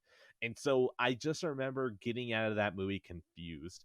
And more than anything else, what I remember about watching that movie in theaters is that, of course, this was the movie pass day, so I was willing to take a chance. It was like midday on like a Tuesday that I had off. And I was getting out. I went into the elevator, and then I'm just standing there in silence. There's another guy there. He was in the theater with me. And then he just looks at me. He's like, the fuck was that, man? Right? And I just kind of looked at him. I was like, yeah, you know what? I kind of agree. The fuck was that? So what the fuck was that out of 10 for Killing of a Sacred Deer? Now, the Lobster. I really like the first half of the Lobster. The weird thing is that I don't think I see myself getting pushed away from him because of the way he directs his actors. I think what it is that I just sometimes don't care about the direction that it goes, because the Killing of a Sacred Deer, it's like I don't understand exactly where you're going with this tone, so you kind of lost me. The Lobster in its second half lost me because the first half felt like a very fun, weird universe where people turn into animals if they can't find anyone else. Like, that is such a ridiculous concept that just isn't expounded on at all. And it leads to great shots where you just have animals in the middle of nowhere. And you're like, oh, I know why that's there. That's fucking hilarious. And I like all that stuff. That's pretty funny. I think it's the second half when it's no longer, Colin Farrell trying to find love at this retreat before he turns into a lobster. When it turns into something else in the second half, it's like, you lost me. I don't really care about this. I kind of enjoyed this offbeat. It feels wrong to say rom-com because rom-com has that sting to it, but it feels like an offbeat rom-com that I can get behind. And then the second half kind of chooses in a different direction where to go with it, and I was just like, I'm not enjoying this as much. Can we go back to the fact that there's a crocodile just laying in the middle of a large field and no one's reacting about it because everyone just understands what happened to him? So yeah, the Lobster is a very strong half that I don't think I regret out of 10. That's fair. Yeah, I still don't like it. It's like I said, the first half is better. I agree. Like there was some interest in there to me, and then it just falls apart in the second half. And the first half wasn't strong enough on its own that I cared about it. So, like I said, slightly better than Sacred Deer. 2.5 out of 5. I would love to talk more about Sacred Deer, but that would just make me like get angry and want to punch Barry Keoghan. So I'm not going to bother. Is there anything to say about that movie? It's very well shot and it just has a weird tone to it. Like, that's really it. Yep, you got that right. All right. All right. I still got 15 things left. Where are you at? All right, let's see. 1, 2, 3, 4, 5, 6, 7, 8, 9. All right, I'm catching up. Yeah. Let's get this over with. The Wizard of Oz. Look, so I got the 4K Steelbook for this. I mean, this is just a timeless classic. It looks great in 4K. I've been spoiled a little bit lately with some of these 4K. Like Vertigo is still the best 4K I've ever seen, so it's not quite on that level. But it was really good. Like the fact that it looks this good for a movie that old is pretty incredible. Yeah, I mean, what else is there to say about The Wizard of Oz? I'm sure you've at least heard of it. It's an amazing musical. It's warm, it's fuzzy. It's one of my favorite musicals of all time. And really, it'd be probably in my top 100 movies of all time. It's just a delight. So we can talk about it, but I'd rather pose an interesting question. So, Ed, I have a question for you. In our society today, do you think Munchkins would be canceled? Okay, I'm gonna Google this because the last time that I watched The Wizard of Oz, it was like in the 8th grade. So, Munchkins And I don't mean Munchkins themselves. I mean the idea of Munchkins. That's the Just thing. to be I clear. don't. Oh. Mm. Oh. Okay. I gotta read up on this because now I'm curious. Like, if I'm missing something, because like I'm looking at them, I'm like, okay, they feel like since they're in a mythical world, you could totally get away with them with the exact same way that you can get away with the Oompa Loompas. It's like, they're not people. They're not people. Don't worry, they're a completely different species or something. But I would like to remind you that Peter Dinklage is trying to cancel the Snow White and the Seven Dwarfs movie. So remember what society we live in right now. But here's the thing: there's a lot of attempts to cancellations, and do most of them ever go through? Like, sure, Oh, if you true, ask true, me, true. So I mean more. Do you think people would be upset? Do you think there'd be a high contingent of people asking for it to be canceled? I here's the thing. High is a weird term because in my brain goes, would there be a high amount of people on the internet who would want this canceled? Yes. Would there be a high amount of real people who would want this canceled? No, because a large part of me feels like there would be way more love outpouring towards the Wizard of Oz if for some reason God forsook us and was like, we're gonna do a remake to the Wizard of Oz. If God has suddenly turned his cheek away from us and a remake of Wizard of Oz happened, I would think the Munchkins would still be there unless Disney had their hands on it. Then Disney would do whatever they would need to do to make a couple more dollars. Fair answer. But yeah, love this movie. I think it's great. So 9 out of 10, and you can say what you'd like about it. I just wanted to pose that question. There is literally nothing you can say about the Wizard of Oz because it's just one of those movies that's like, this movie has been around for so long. It's just a really fun, good movie. It invented color, and you like color. So, yeah.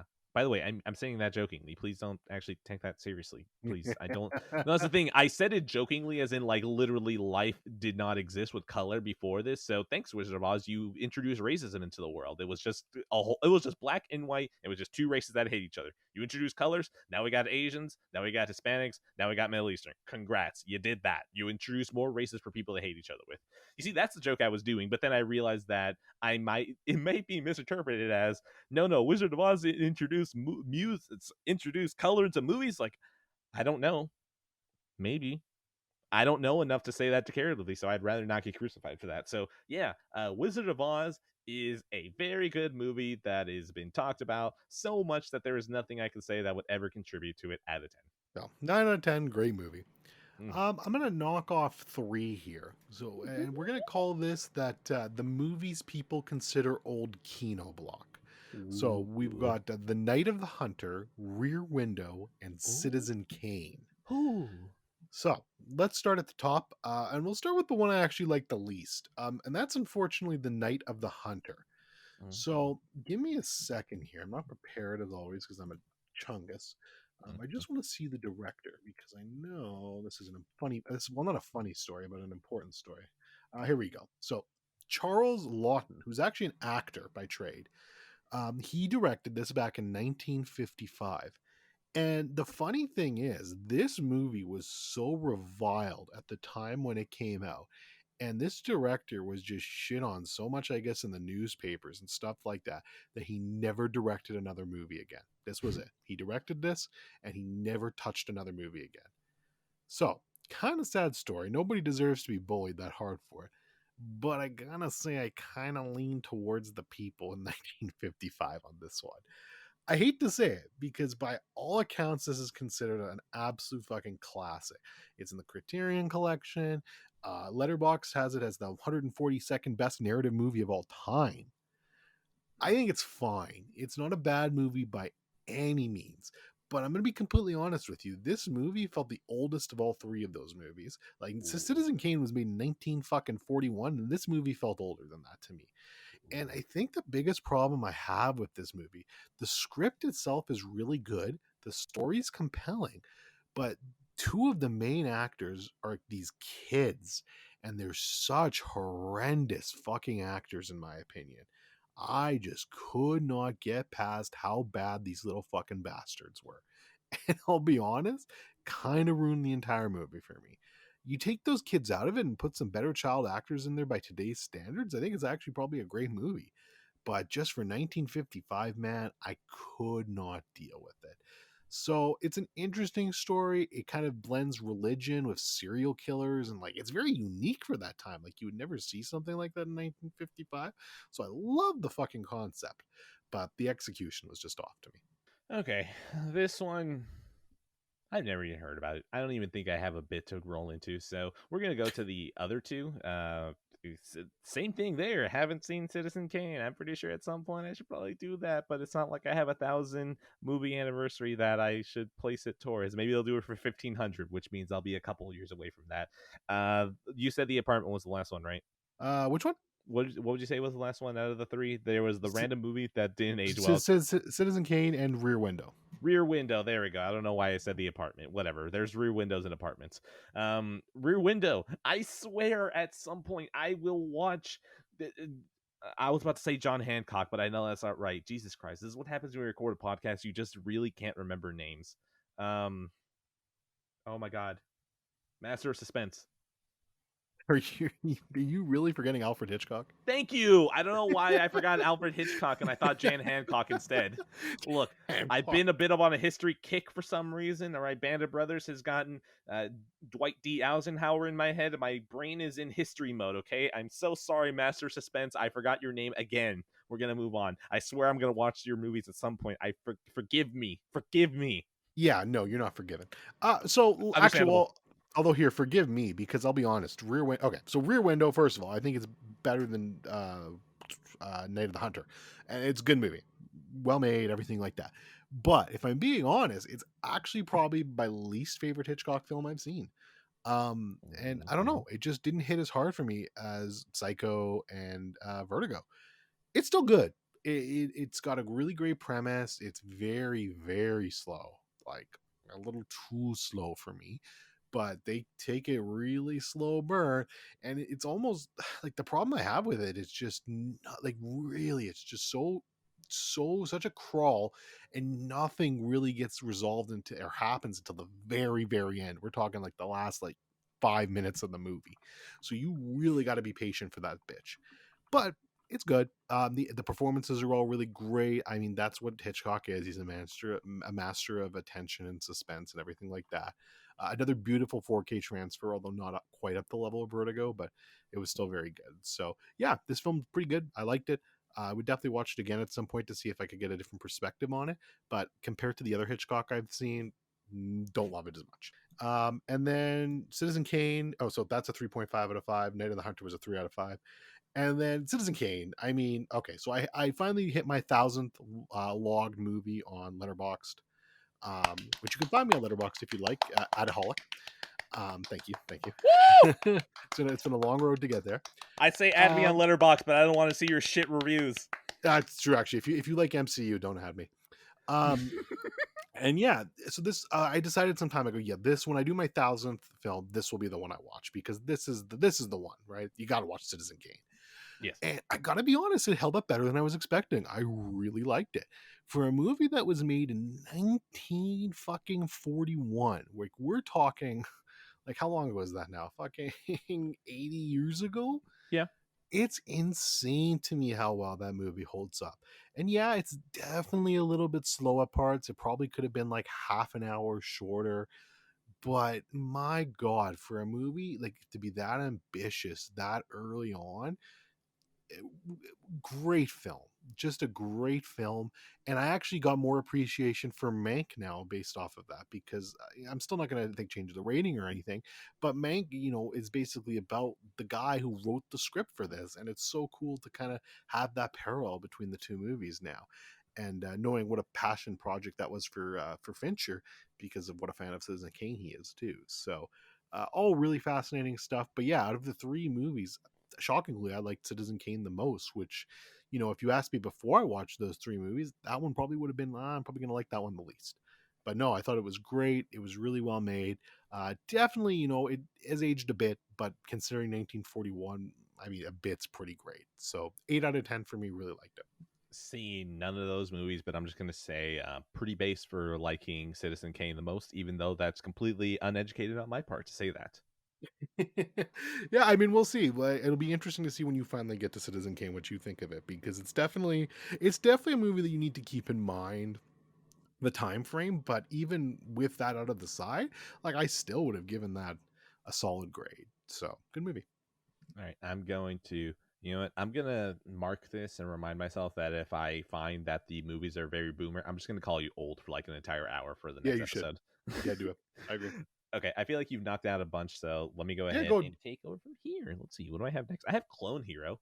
Um, you see, last episode I spent around $100 or so on DLC for Rock Band 4 in our Lord's Year 2022. Now, $100 on Rock Band DLC in our Lord's 2022 is the sign of a sickness. It is the sign of you probably shouldn't be trusted with money. You aren't an ideal candidate for responsibility. And through looking at all the DLC for Rock Band 4 again, I just started getting this little itching feeling of reminding myself that I'm never going to be able to play Don't Stop Believing by Journey or any Metallica song in Rock Band 4. What was the one song? You Can Go Your Own Way, I think, by Fleetwood Mac was another DLC that was delisted that I just knew I'm never going to be able to play that. And so, on a whim, I was like, I know that there's a modded version of Rock Band or Guitar Hero that exists, so let me look into that. And so then, I bought a microphone and then I bought two USB extenders. And then I considered buying a new USB hub until I figured out one that works properly. I bought a MIDI cable to connect the keytar from Rock Band 3 to my laptop. And then I just started downloading my entire song list, like almost 600 songs, over into Clone Hero, downloading the songs one by one and searching them. And then I spent a lot of time troubleshooting the guitars and the drums and the keytar. And the microphone doesn't work, but I started trying to figure out how to get the microphone to work through the laptop. There's a lot of troubleshooting here. Rock Band 4 to Clone Hero is everything that consoles to PC is. You get a lot of ease if you just play Rock Band 4, but can you play a rock cover of Sanctuary from Kingdom Hearts 2 in Rock Band 4? No, you can do that in Clone Hero though. Yeah, I can play a lot of Rise Against songs in Rock Band 4, but can I drum the entirety of The Sufferer and The Witness by Rise Against without any breaks in between for about 47 minutes straight as an endurance run? Um, can I do that in Rock Band 4? No, but I can do that in Clone Hero. That hurt like hell, by the way, but it was fucking awesome drumming an entire album for 47 minutes. My wrists were done for the next day. Like, I could not move them. If I held my phone, it felt like it hurt. It was fucking awesome. Clone Hero, I still have done a lot of prep work so that when my friends come over, I know for sure that everything is going to work properly, nothing's going to break. The funny thing is, I learned that the keytar works the exact same way as a guitar would work. So I just have to set 5 keys on the keyboard to work properly, and it will read the track out like if it was a guitar, which is pretty fucking awesome. By the way, I tried the keytar on Rock Band 3, the only game that supported it. That was actually pretty fun. It's literally no different than a guitar, but somehow it still clicks. So yeah, Clone Hero, pretty fucking dope. I'm very excited about it. I want to keep playing, but also there's so much other stuff that I should be doing that will hurt my arms a lot less. So I'm watching TV instead. But yeah, Clone Hero is the fucking truth. I finally got all 4 controllers, 2 guitars, the drum kit, and the keytar working all together. The microphone got here today, and so I'm probably going to figure that out maybe in the next week or so, getting the microphone to put sound out through the laptop. But holy shit, this is fucking awesome. Clone Hero is going to be installed on my laptop forever. My laptop is now a Clone Hero machine. I haven't used that laptop in probably a year or two since I got my desktop, but whoo boy, Clone Hero is the fucking truth, and my life is over. As a Rock Band enjoyer, that just all sounds so fun to me. So I don't blame you at all. Yeah, That just because sounds you like don't a have to set it blast. up. Yeah, well, that's true. That's true. Yeah, if I would never. Yeah, Yeah, yeah, you wouldn't because no, you probably that's lose too your much. mind as soon as one thing has to be installed. You're like, ah. Yeah, I'd be like, yeah, fucking PC, fucking fuck, and then I just move on to something else. But that does sound fun and a blast, and I'm sure you'll have a lot of fun with it. And yeah, that's just, I mean, any way we can keep doing this musical shit, man. Like, I'll tell you, man. Like, it's interesting to me. So many. I've just never been as musically inclined as a lot of people. I would only really listen to rap and just not much else. I would just kind of shutter blind everything else. But Same. That is when the actually me going into Guitar Hero 3 when it came out. and that was me going into Rock Band 1. I went into Rock Band 1 and it opened my eyes to so much fucking music, man. And I got to see so many cool concerts because of that game because I went to go see artists from it. It's And yeah, fucking so dope. honestly, like those people just like the guys that made that harmonics, they don't know what they did for me, man, because they actually opened my eyes to a lot of cool shit. Dude, I swear that rock band. Sorry, I swear that rock as a genre was probably gonna die into 2000s, and then Harmonix said we're not gonna let that happen, and boosted rock for like another 15 years. And then now that we don't have rock band to give us good songs, now rock is dead. No, it's true. You're right. Like now that I don't play Rock Band anymore, it's like fucking music. But I guarantee you, like if I went back into Rock Band, I would do the same thing you just fucking did. I'd be like, "Oh, let's check out the DLC store. $100 later, like same shit." All I know is that this is fucking awesome. Oh my god. I started asking my friends. That's the thing. I feel like I'm pretty good with my setup right now. There's a lot of songs that I've gotten that I know I care about. It's time for me to start asking what artists they like because pretty much it's just 300 songs that I like, which by the end of the day is still like pretty fucking good. Like I can hit random and I'm going to land on the song that I like, which is pretty fucking awesome. Now I need to start making my song list worse for other people for songs that they like. So, yeah, I'm not done setting up Clone Hero, at least done with the annoying syncing part and figuring out how all the instruments work. But besides that, I can't fucking wait. This is going to be awesome whenever I use it. And considering that I have all the instruments now and we've reached the point where all these are going to be rare as fuck moving forward, I'm very happy knowing that I'm fully set in stone with all this. That's great. That sounds like a blast, and definitely keep the two listeners in the void and myself apprised of your Clone Hero career. God, I'm telling you right now that I have bought so. By the way, this is just a complete aside. GameStop had a 50% off sale on all their batteries. And so I've been slowly moving into the rechargeable battery realm. I bought a whole bunch of AA batteries, AAA batteries.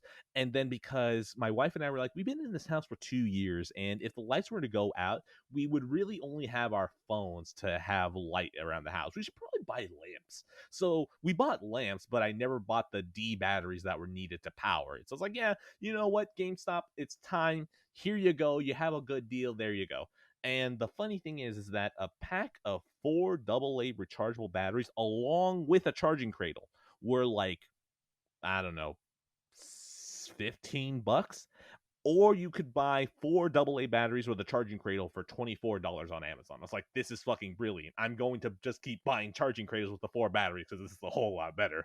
So I did all that. I in definitely preparation of the fact that I'm going to be using these two guitars and the guitar more often. So I hate that even with doing all this, I'm starting to think, do I want to get rid of my Rock Band 1 drums and then get some Guitar Hero World Tour drums instead because those are wireless and they have the two cymbals on top? Is this something I want to do? And then I tell myself, shut the fuck up. You haven't even played a game in Clone Hero. Don't start investing more money than you already have by buying all these cards. And I'm like, you're right. I'm still going to consider it though. So yeah, Clone Hero is going to be a peanut butter and crack sandwich out of 10.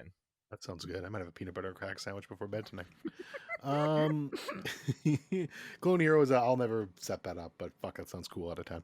Look, if for some reason you're ever in Yeehaw land, like whatever ends up happening, the fucking living room set up right there. I'm telling you right now, who boy, who. That's the thing. You are a real drummer. If you're playing that shit on expert, you're a real drummer. Congrats. Oh, I know. It's hard, and like I wouldn't even dare try to do drumming on expert until I warm myself up again because it's been so fucking long. I'd get the rhythm back, I think, fairly quickly, but I would need to warm up either with some songs on hard or some easier songs on expert, and then kind of get myself in the rhythm back because it's the actual drumming itself is fine, but you got to get back into the rhythm of the foot pedal, man. That's what really kills you Yes. on expert. So Yeah. once you kind of get the groove for that back, then it all kind of falls back in line. But it's like riding a bicycle. Yeah, that's the thing. I was a little bitch and I was turning off foot pedal because I'm like, there's no way I can do this. But I can play and I can drum on expert and kind of survive, until I played Everlong. And I was like, oh, Oh fuck. even without the foot pedal, this is still trying to kill me. Oh my god. So Everlong's a bitch. The problem with Everlong too, any song like that, if you don't have a good set of drums, like the rock band drums, like a lot of them will just drop the fucking. If you try to do really rapid snare hits, so with the red one, it'll just drop them, and it makes songs like that absolutely impossible.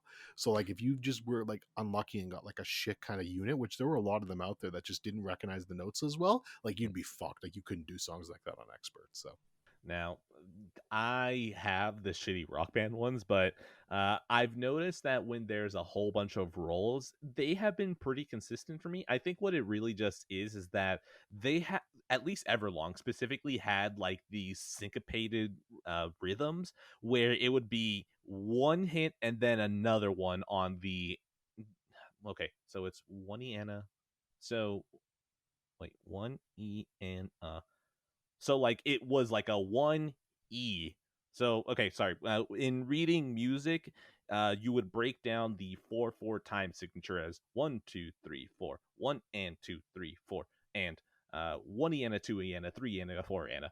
And so those are kind of like the 16th notes that are in the middle there. So it would be like one 16th note break and then another 16th note. And that would completely fuck me up because I do not have the proper rhythm in my brain to be able to do that anymore like I could in high school. So yeah, those syncopated rhythms where it's like one hit, a little bit of a pause, and then another hit. It's like I'm doing so fucking terrible. I'm so happy that no fail mode is turned on. God bless no fail mode. God bless no fail mode. Right, so yeah, Clone Hero. Well, I already gave my score. You already gave yours. So back to you. All right, let's knock off two here. Well, we'll do the early '80s, '90s action Kino block here with First Blood, Rambo, and Tombstone. Ooh. Start off with First Blood, so courtesy of Ed, who sent this to me for a nominal fee and was very much appreciated. Look, so first of all, to get it off the top of the head, because we had a funny conversation about the 4K transfer of this being fucking so bad. So I will go back and watch the Blu-ray at some point. It wasn't actually as bad as I expected it to be, but it's certainly not good looking at all. Like it was not. The fact that people were giving this like a 4 out of 5 for the transfer and like they were giving Inglorious Bastard lower is laughable to me, because this was not a pretty picture. Especially considering Lionsgate are usually one of the best, right? So definitely a bit disappointing there. No, but I think this is Studio Canal though. Like Studio Canal. True, that's true. They probably just ripped the Studio Canal transfer. Yeah, it's not so much on them. Which is also the people who did the notoriously terrible Terminator 2 transfer. That's funny. Eh? They actually did the one for Donnie Darko too, which I think is good, but stretching the limits of the word good. So they just suck at them, is my assumption there. But yeah, but that aside, I mean, First Blood is great. It's a fantastic movie. I love it. I love how it's one of the first kind of movies to, as they say, subvert your expectations. Because if you're walking into a theater probably in the early 80s and you hadn't seen any trailers and you're just hearing about Rambo and First Blood in this movie, you're probably just expecting some like fucking crazy action movie where like lots of shooting and killing and guns and violence and just this guy killing people. But it's really different. It's not that at all. It's, about a soldier who has fucking PTSD, and it's pretty deep and fucking sad, man, at points. So I love how they kind of take that and just kind of twist it around and make something very unique.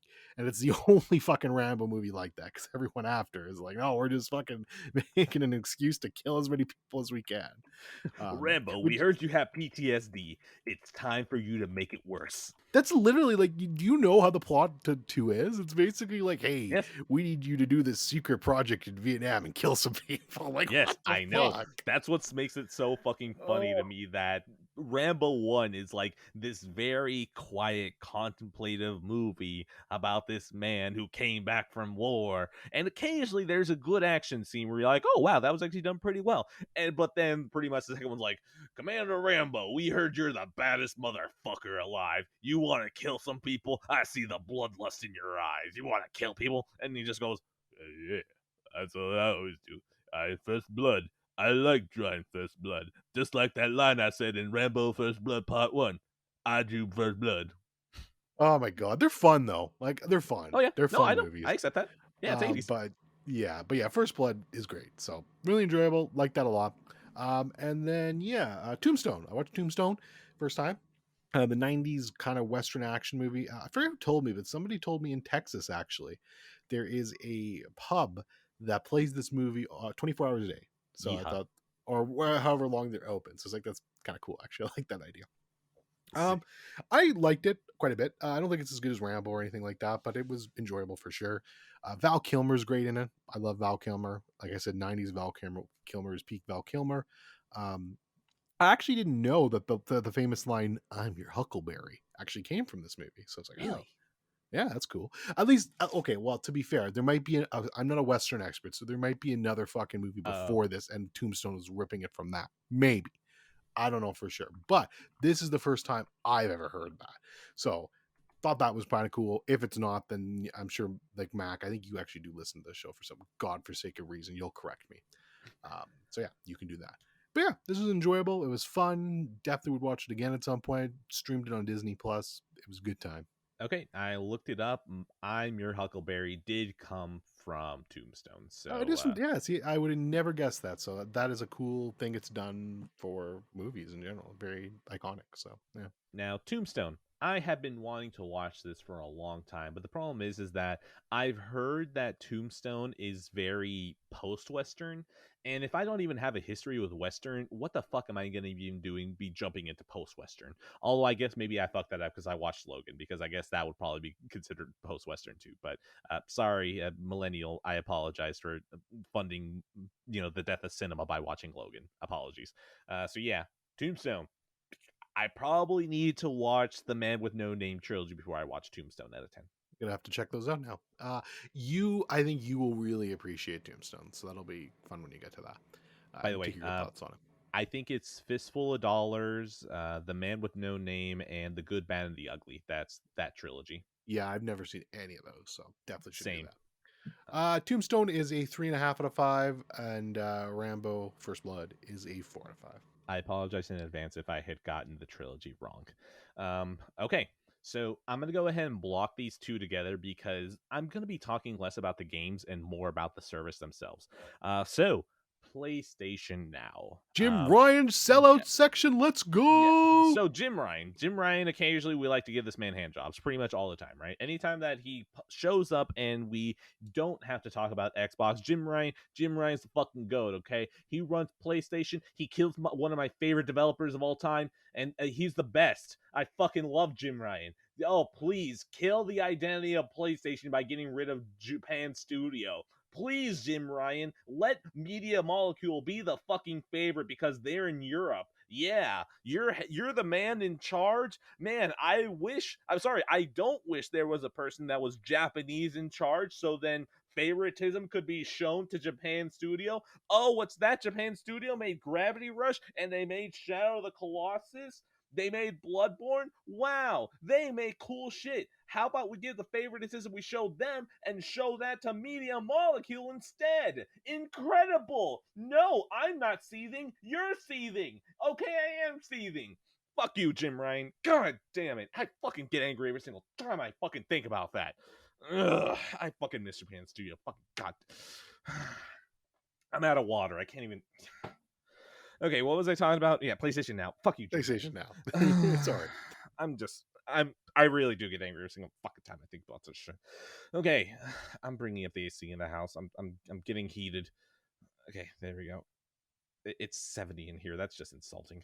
Okay, so PlayStation Now. PlayStation Now is going to be converted into the PlayStation Plus Premium Edition. There's something like that. Whatever. There's 3 tiers to PlayStation Plus, and it's supposed to be a competitor to Game Pass. And if you say it's not a competitor to Game Pass, fucking Jim Ryan himself said it's supposed to be a competitor to Game Pass. Shut the fuck up. So PlayStation Now will give you the access. Sorry, no, not PlayStation Now. PlayStation Plus Premium Edition will give you access to PlayStation 1 games, PlayStation 2 games, PlayStation 4 games, and PlayStation 5 games, as well as PSP games, all natively running on the PS5. Or, sorry, including PS5 games as well. Or you can stream PS3 games. And so my biggest curiosity was about the PS3 games. Now, Sony had accidentally, or maybe intentionally, if you want to be a fucking weirdo conspiracy theorist, but they probably forgot because that's Sony. Sony doesn't remember shit and they don't plan things. Sony forgot that there was still a direct link to allow you to buy PlayStation Now for an entire year. And I say it's a direct link because if you search up PlayStation Now, you will not find the year subscription option. So it was literally a direct link that if someone had that link, they would still be able to buy the year. So me being the thrifter that I am, the person who enjoys a good deal, I enjoy getting one over on someone else, right? I saw that Jim Ryan's pants were down, right? And he was selling PlayStation Now with a little card sticking out of his ass for $60. And I was like, am I going to switch out this card for a cool 60 note? And I went, you know what, Jim Ryan? Fuck you. Here's some money. Try and kick me out of this shit and refund my money. So I did it, right? And I told myself, you know what, PlayStation Now, I'm going to try it. I'm curious. It's time for some reporting on the field, and let's see how this goes. By the way, the loophole is done, so you can't do this anymore, because that just shows you that Sony had no idea what was fucking going on, because they never do. So I decided to stress test PlayStation Now and how these PS3 games are going to be streaming.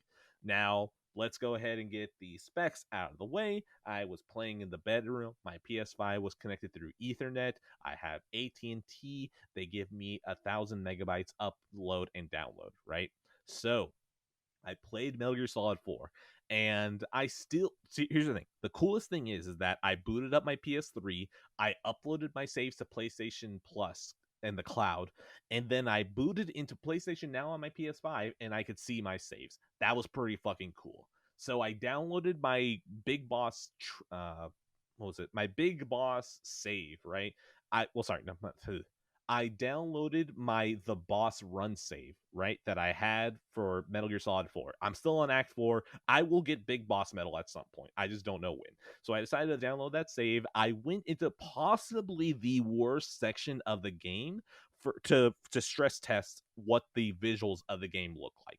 It's a whole bunch of small little fragments. Like, this is just asking for compression out the ass. So this is the best test I could give it, right? And it failed, right? It Metal Gear Solid 4, I could tell was like, ooh, this is just not looking right. Now, what I'm impressed by more than anything else is that it didn't look right, but gameplay was actually really responsive. It's something that, like, I can tell. Like, it's like whenever you don't calibrate your guitar on Guitar Hero or Rock Band, like, you can definitely tell that you're hitting some of these notes, and it's just like, it's right there that you have to anticipate it. It feels a little bit like that when I was streaming Metal Gear Solid 4 through PlayStation Now, where I could definitely tell that, like, there's just the slightest bit of delay, but it's never enough to have gotten me to stop. So honestly, kudos to the fact that somehow latency, what I thought was going to be the actual problem, wasn't the problem, and instead the visuals. So now here's the stupid shit. The reason Metal Gear Solid 4 looked like ass was, one, because of the streaming compression, but two, apparently PS3 streaming is capped to 720p when I have actual photographic memory of the fact that Metal Gear Solid 4 runs at 1080 on PS3. And I started looking around. I was like, well, I mean, maybe it's running at 720 because it thinks that I have shitty internet, and Sony, of course, wouldn't know how to fucking set something to automatically tell, oh, you have 1,000 megabytes? Maybe we can bump you up to HD instead of sub HD, right? So I looked around, and there's an option. Resolution. Sure, let's check that. Resolution for PS3 playback is locked to 720. Why? Why? Metal Gear Solid 4 runs at 1080. Let me fucking play it at 1080. Jim Ryan, you fucking cockgobbler. I can't stand you. You close Jim. No, I'm doing it again. Okay, so Metal Gear Solid 4, I'm impressed that from a visual standpoint, it was a bit iffy. I even turned on my PS3. I swapped over the HDMI, and I could see there that, oh man, yeah, Metal Gear Solid 4 still looks really fucking good. It does not look bad. If you were to play it through PlayStation now, you would think, oh man, Metal Gear Solid 4 looks a lot rougher than I remember. No, it looks better than that. It's just the fucking compression. So, Metal Gear Solid 4 through PlayStation Now is something that if you have the proper internet connection and you're playing through Ethernet and you just really can't see yourself getting a PS3 or playing it with the DualShock 3, it's totally doable. It's your mileage may vary on how much of a snob you're going to be for the visuals, but yeah, Metal Gear Solid 4 pretty impressive from a latency standpoint, although you can definitely tell that the visual streaming is just not there. Now, on the other end, I decided that Metal Gear Solid 4 is a huge stress test for, visuals for the PS3. Let's go to, like, what is the softest ball that I can throw PlayStation Now to see how it handles it. And on the other end was God of War Chains of Olympus. Now, this is probably a launch game, maybe not even launch game, maybe a launch window game for the PSP. It was the first God of War on there, and it was one of the games that made you go, oh my god, there's console games on the go, which by the end of the day, like, seriously, Chains of Olympus is still pretty fun. And I thought that before, and playing it again made me think, yeah, you know what, this is actually still pretty fun. It's weird because I really like Chains of Olympus, but I remember when I tried the original God of War on Vita, I was like, I'm really not feeling this. So I don't really understand. Somehow Ready at Dawn did better than Santa Monica in their own series. So congrats. Well, then again, I don't know. Actually, I don't even want to say that. I just know I prefer Chains of Olympus over to God of War 1. So playing a PSP game that got ported to PS3, you're not exactly getting that much in visuals. And I got to admit, God of War Chains of Olympus is totally playable on PS3. Like, that is actually, like, even for something that is very action heavy, I never felt like my reactions were getting fucked by latency, and I was getting hit on moments that I shouldn't be getting hit on. So, God of War kind of showed me, oh, PlayStation Now is totally doable, at least for games that are lesser than, well, I mean, lesser than when it comes to, like, taxing the computer, I guess, computing power, whatever. But at the end of the day, I still hate PlayStation Now because I do not like the idea that you are beholden to play these games through a subscription service instead of being able to own them. Yes, there you can play it on the PS3, but you could Jim Ryan, you can bleed me like $20 a pop per PS3 game if I could just launch it on PS3 natively. I just want that. So, yeah, fuck you, Jim Ryan. Latency, congrats on that. Dorian, do you have any thoughts about PlayStation Now? PlayStation Now. Yeah, Go for I it. have tried PlayStation Now. There was like a trial, like a 30-day free trial or something a while back, and I did try it. I actually think I did stream Metal Gear Solid 4 for a few seconds as well, but I didn't play it for long. Mhm. I think I tried Infamous 2 or something else like that. I Wait, remember Infamous as well, or Infamous 2? Infamous as well. Sorry. Okay. I kind of remember having the same experience as you, honestly, in that the latency wasn't too bad. It was fast. It seemed smooth, but it just visually something looked off to me. It just looked compressed and didn't look as good as it should. Mhm. And I feel like that would bother me. Again, like you said, your mileage may vary. It might not bother you. But for me, if I'm playing something or watching something, if I can have the best possible quality, I want the best possible quality, Same. as long as it's somewhat reasonable financially to do so.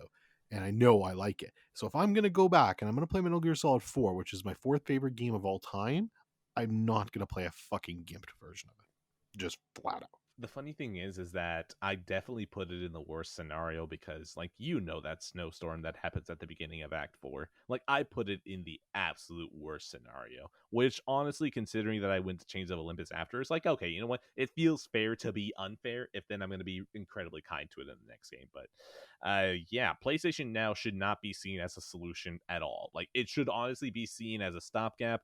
And the thing is that you can totally tell me it's a stopgap. I won't believe you for a goddamn second until I can throw my Drakengard 3 disc into the PS5. And that's never going to happen because Jim Ryan's a fucking cunt. Jim Ryan. Jim Ryan's a good man. He does some good things, releases some games. He's a gamer. You're right. You're right. Sony, PlayStation forever. Give me that Sony dick. Exactly. Thank you. You took the words right out of my mouth. If I could change the thumbnails for each individual episode, Sly would be the thumbnail on this one. Oh my god, that'd be amazing. I actually tried that one episode. I think I tried that with the Evangelion episode, but I think what happened is that, like, I uploaded a picture of me as a middle schooler wearing a Naruto headband around my neck, but I think it only shows up for me, and I don't think it ever got pushed out anywhere. It's like, oh, well, that fucking sucks. Yeah, I don't know. I mean, you could have some fun with that, but if it's a hassle, it's probably not worth it. No, that's the thing. I can do it. It just doesn't work. Like, I tried to check the podcast service, like, app that I have on my phone. Like, okay, fine. Let's actually subscribe to myself. Let me look at this. And it's like, oh, it didn't show up. Cool. That's weird. That's strange. I don't know. Wonder what's causing that then. I'm not going to check it. Oh. Yeah, I mean, it's not worth it. But yeah, PlayStation Now is going to be a fuck you, Jim Ryan out of 10.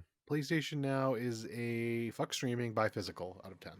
Respect. Okay, back to you. How many do you got left? I have 1, 2, 3, 4, 5, 6. 2, 3, 4, 5, 6, 7, 8, 9. Okay, let me mark off a couple then. Okay. Let's talk about the film that kills film clubs, The Big Lebowski. That's a little inside joke.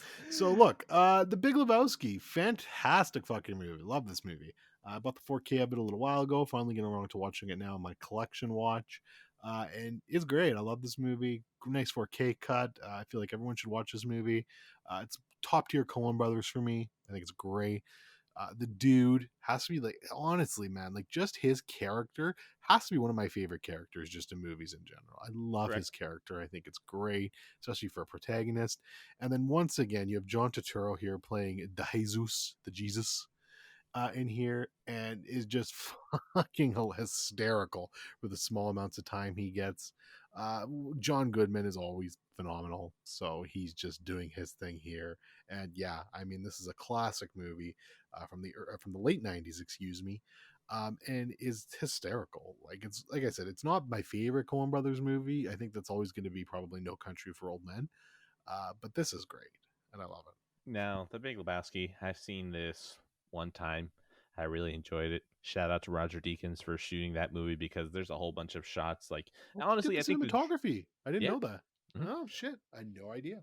Yeah, I want to say that the dream sequence, honestly, because that's probably the most wild that he can get. I think that reminds me more than anything else. Like, that's what's stuck in my head, as well as a certain open urn scene. I don't want to.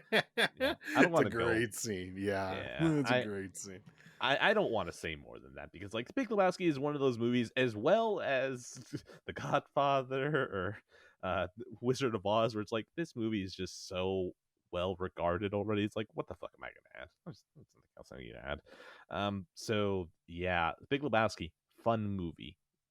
That's it. Just it's fun. Have you not watched this? You probably should. Out of 10.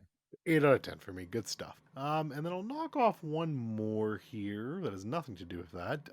We'll talk about The Eyes of Tammy Faye. So this was good. Although, if I'm being honest, like, it's anchored by Jessica Chastain and Andrew Garfield. They have really good and compelling performances in this movie. Honestly, if Andrew Garfield didn't get nominated for Tick Tick Boom, he probably could have got nominated for Best Supporting Actor for this movie as well. Like, he's great in it. Really, really fucking good. And yeah, he did. The story itself is basically about a religious guy in the early. I forget the time frame now, but basically he's scamming people. But this movie is all through her eyes, and just kind of paints a more sympathetic picture to her that she didn't quite know what was going on. for most of it, and she never ended up getting any jail time or anything out of it. Like, they found her innocent of all wrongdoing, so you just kind of have to assume that you're getting the true story here. But there's a lot of cool things. Like, I didn't know that, like, she was really, like, in terms of Christian people in that time frame, she's really pro gay people, and like who gives a fuck? Like, who gives a fuck if guys want to fuck guys? Like, what's the big deal about that? Based. And that's pretty cool. So you don't see that a lot in those time frames, especially from Christianity and some other religions like that. So I like that. But yeah, good movie. Without those, like I said, without those two performances, I think it would have been a lot harder to watch because they are both so good. Especially Jessica Chastain. I understand why she won the Oscar now. She still wouldn't be my first pick. Like, my first pick is obviously Kristen Stewart. My second pick is in a movie I'll talk about later. But in terms of the Oscars, I can totally understand why she won it, because it was a compelling role, and she transformed herself. Like, it did not look like Jessica Chastain at all. So I didn't think of her when I saw her in that movie. So props for that. I will get to this at some point. It's Andrew Garfield. I'm kind of on an Andrew Garfield kick. And the funny thing is, by you mentioning this, I actually forgot to put Tick, Tick, Boom at the end of the list. So that's going to get slotted in right there. There you go. Something good came out of it for you. Yeah, exactly. So Andrew Garfield out of 10. Perfect. It is a 3.5 out of 10 for me. And I'll do one more, then we're caught up. Yeah. Only 2 hours. Let's do Jerry Maguire. Ooh. And you can show me the money. Show me the money. See, I understand that just because I have cultural osmosis of literally everything except I've never watched it. Yeah, I mean, yeah. You drive it here. You drive it here. If you haven't even seen this movie, you've probably heard that line. It's so iconic. Correct. I had heard of this line before this movie. Yeah, so this is actually the second Cameron Crowe movie I've seen recently too, because I just watched Almost Famous not too long ago. And yeah, this director's 2 for 2 for me now. I enjoy his movies, man. This was fun. This was a lot of fun. This was really good. I don't know if I like this better than Almost Famous, but they're close. Like, there's not a lot between these two movies.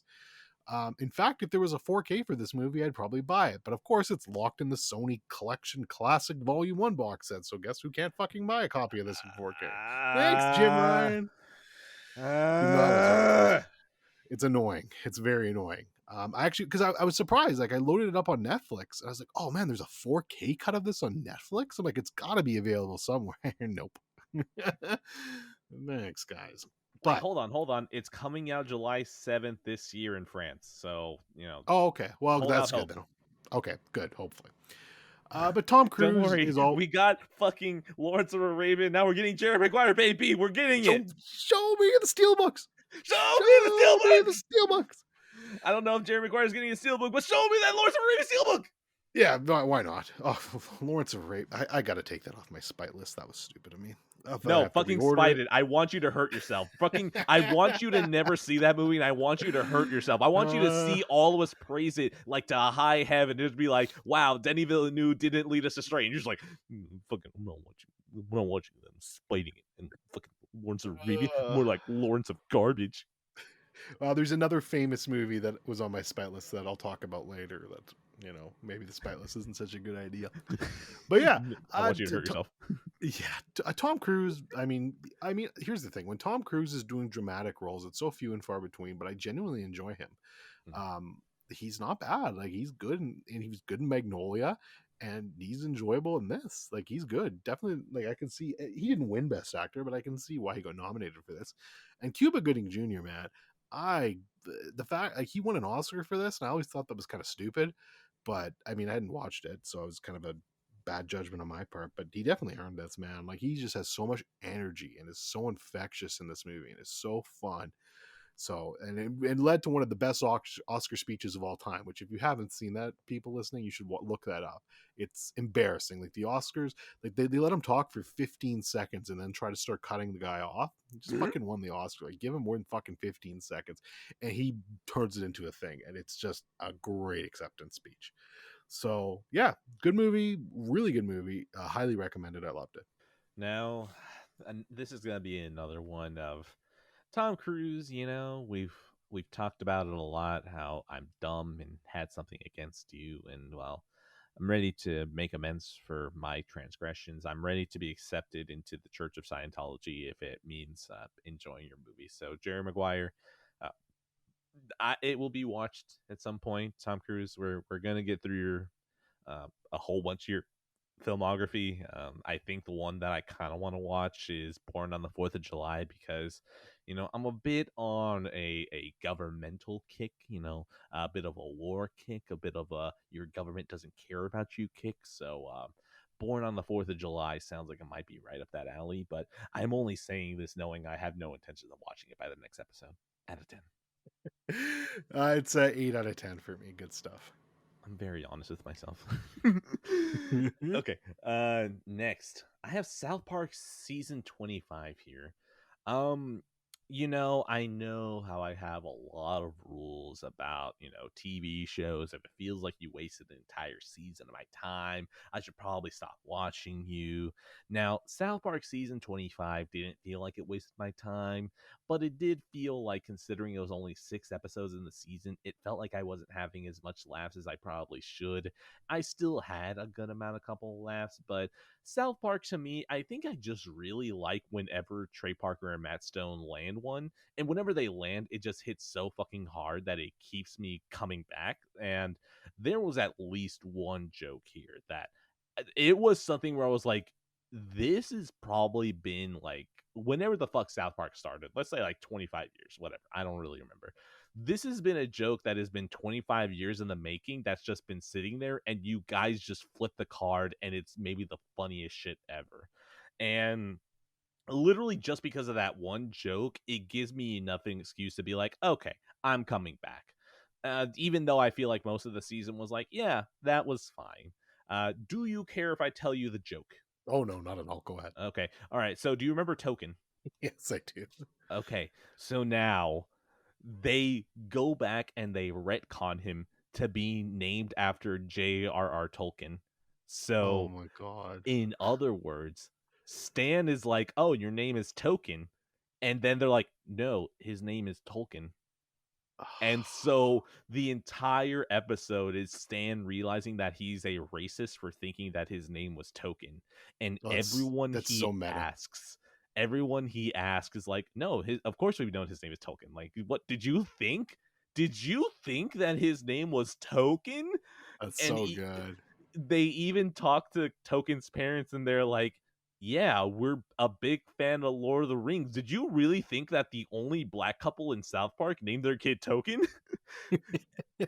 It's so good because I think Oh, at some point the doctor, like Stan goes to a doctor and he's like, "Doctor, I think I'm racist." And the doctor at some point just turns to the camera. He's like, "I can't believe you thought the only black kid in South Park was named Tolkien. What's wrong with you?" oh my God. That's an incredible joke. Like, it's so good. It's been sitting there for years. And I don't know at what point they thought of this, but all I know is that it's genius. Like it's moments like that where it's like, yeah, you had 6 episodes where most of it was like, yeah, that was all right, sure.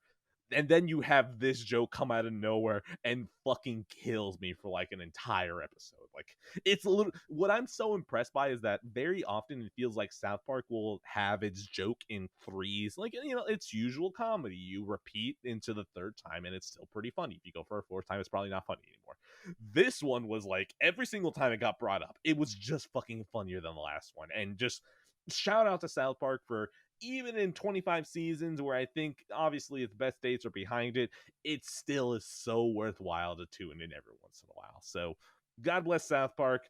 I'm going to give this a wow, you're a racist out of 10. It's a good score. South Park is a god I would love to catch up, but that'll never happen now out of 10. Yeah. All right. So, yeah, carry on. What is your next one? I'll do Paris, Texas. Ooh, okay. So yeah, Paris, Texas. This was with the Clown Exchange, good old Mac. We exchange movie once a month, or this month it was twice a month. So I'll get to a second one in a minute. This was the first one. I made him watch Krisha and the Wrestler. Krisha I've talked about out here before. The Wrestler, of course, a Darren Afonski classic. Afonski. I don't know how to say his last name, honestly. I always say it wrong, I think, but whatever.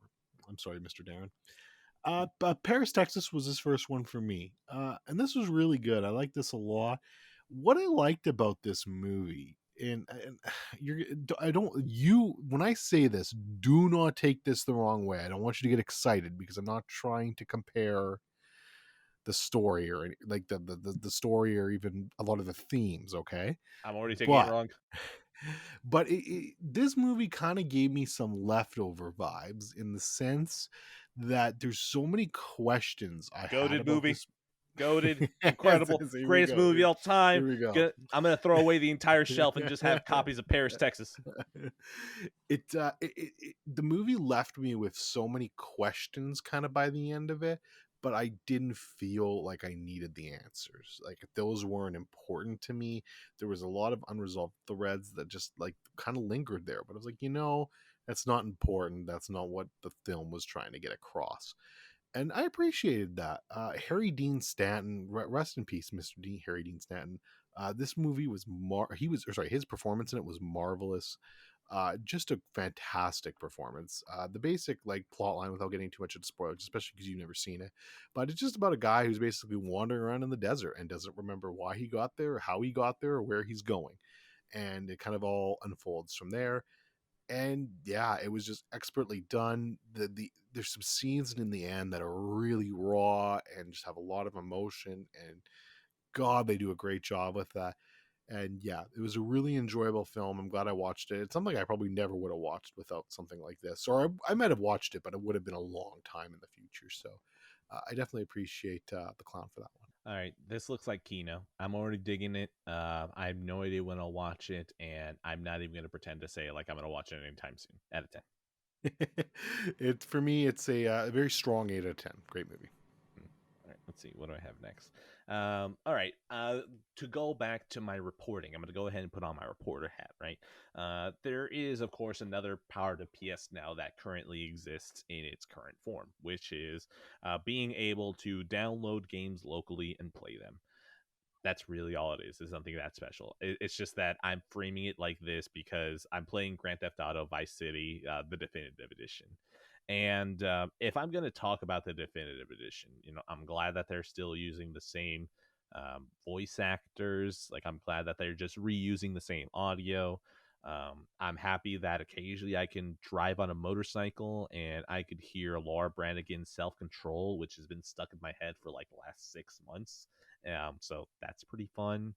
Um, I do rather enjoy the fact that the gameplay is pretty much the same. And then you realize, oh, wow, this game doesn't play well at all. I'm basically just staying 7 miles back where they can't auto aim at me. And I'm going to use free aim to just kind of cheese every single enemy that I see and kill them like that. Because if you go up to the enemy and you are too close, they're going to fucking melt you. So you just have to play very cheaply. But you know what? That's okay because it still feels like very arcadey and driving, and all of it still feels fun enough, even if you can tell that this has some age to it. Now Vice City, on the other hand, though, the cutscenes are fucking ugly as hell. Well, actually, I don't even mean the cutscenes. Like, the problem is that the cutscenes are really only time that you get a close up on people's faces.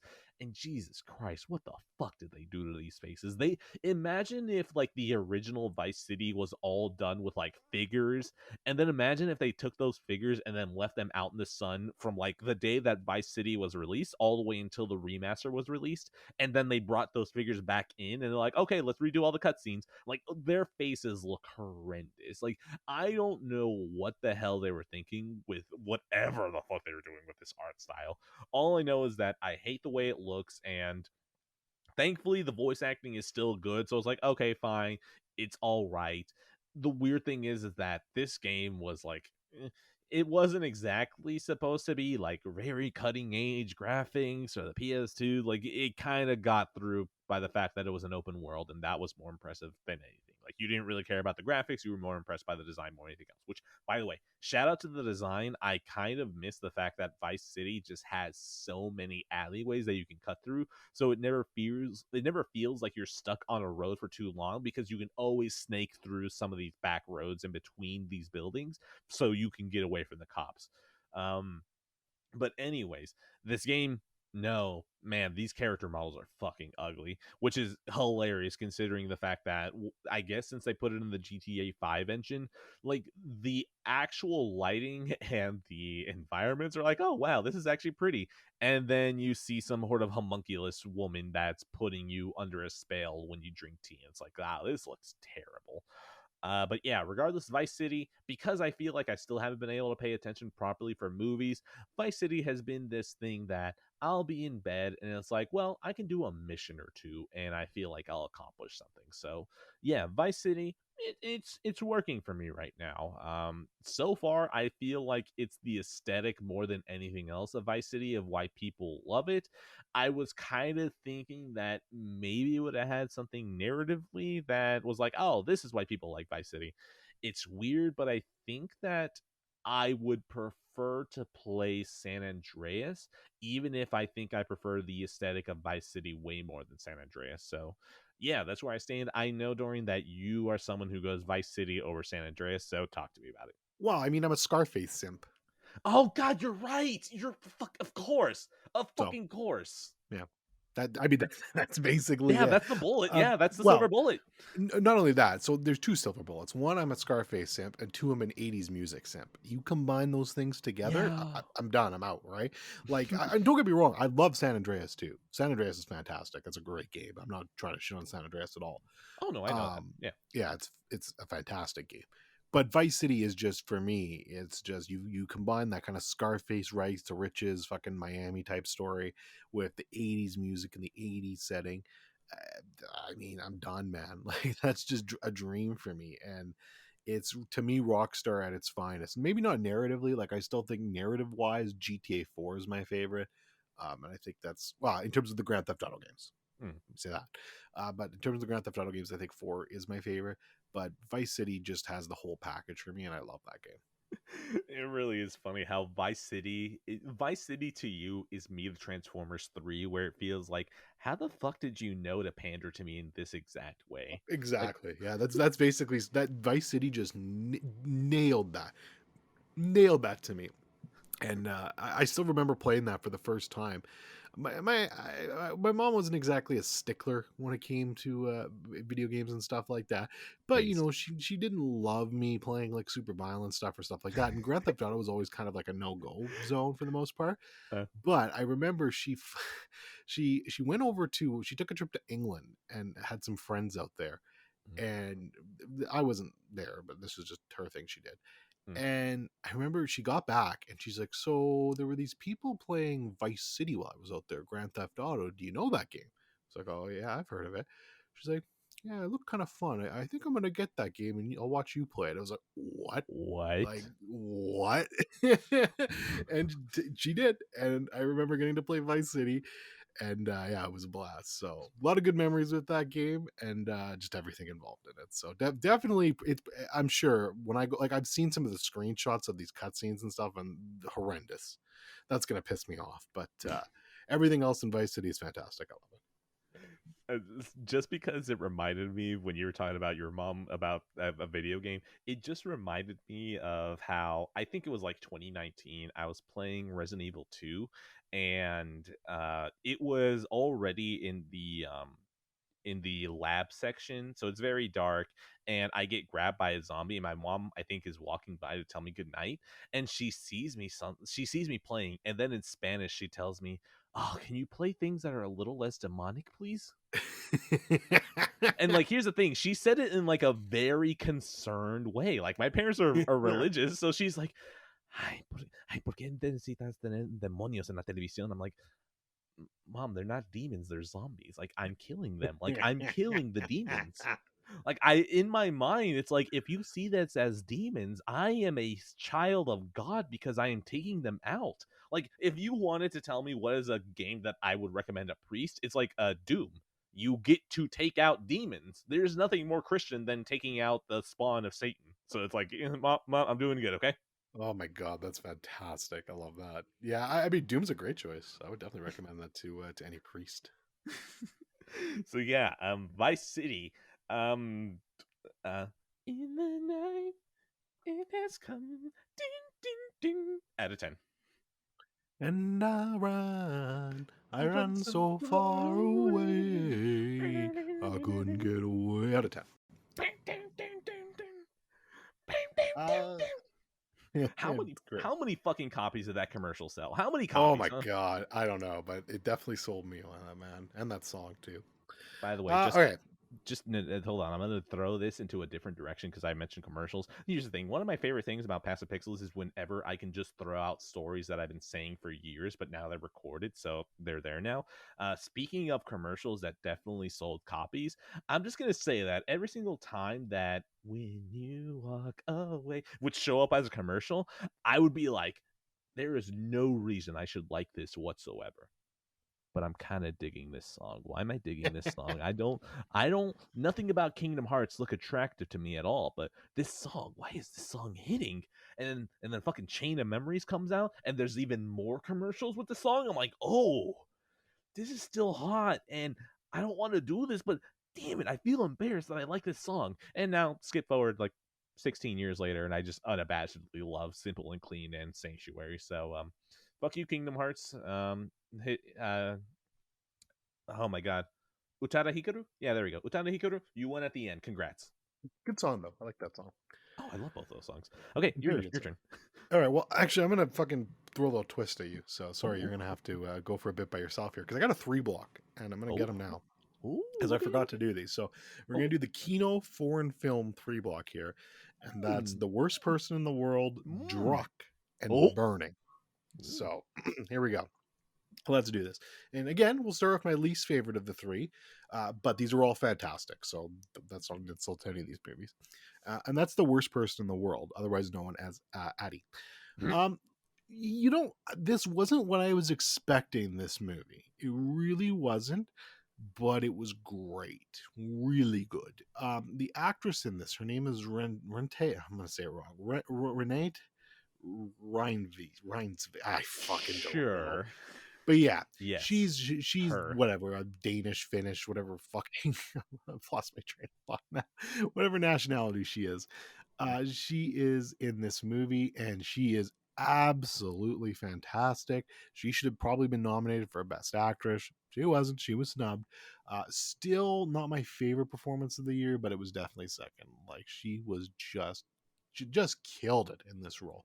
And I looked at her filmography. She hasn't done a lot of other stuff, and most of it's seems like from the score wise, it's been kind of mid. So this was kind of looks like a breakout role for her. So good for her.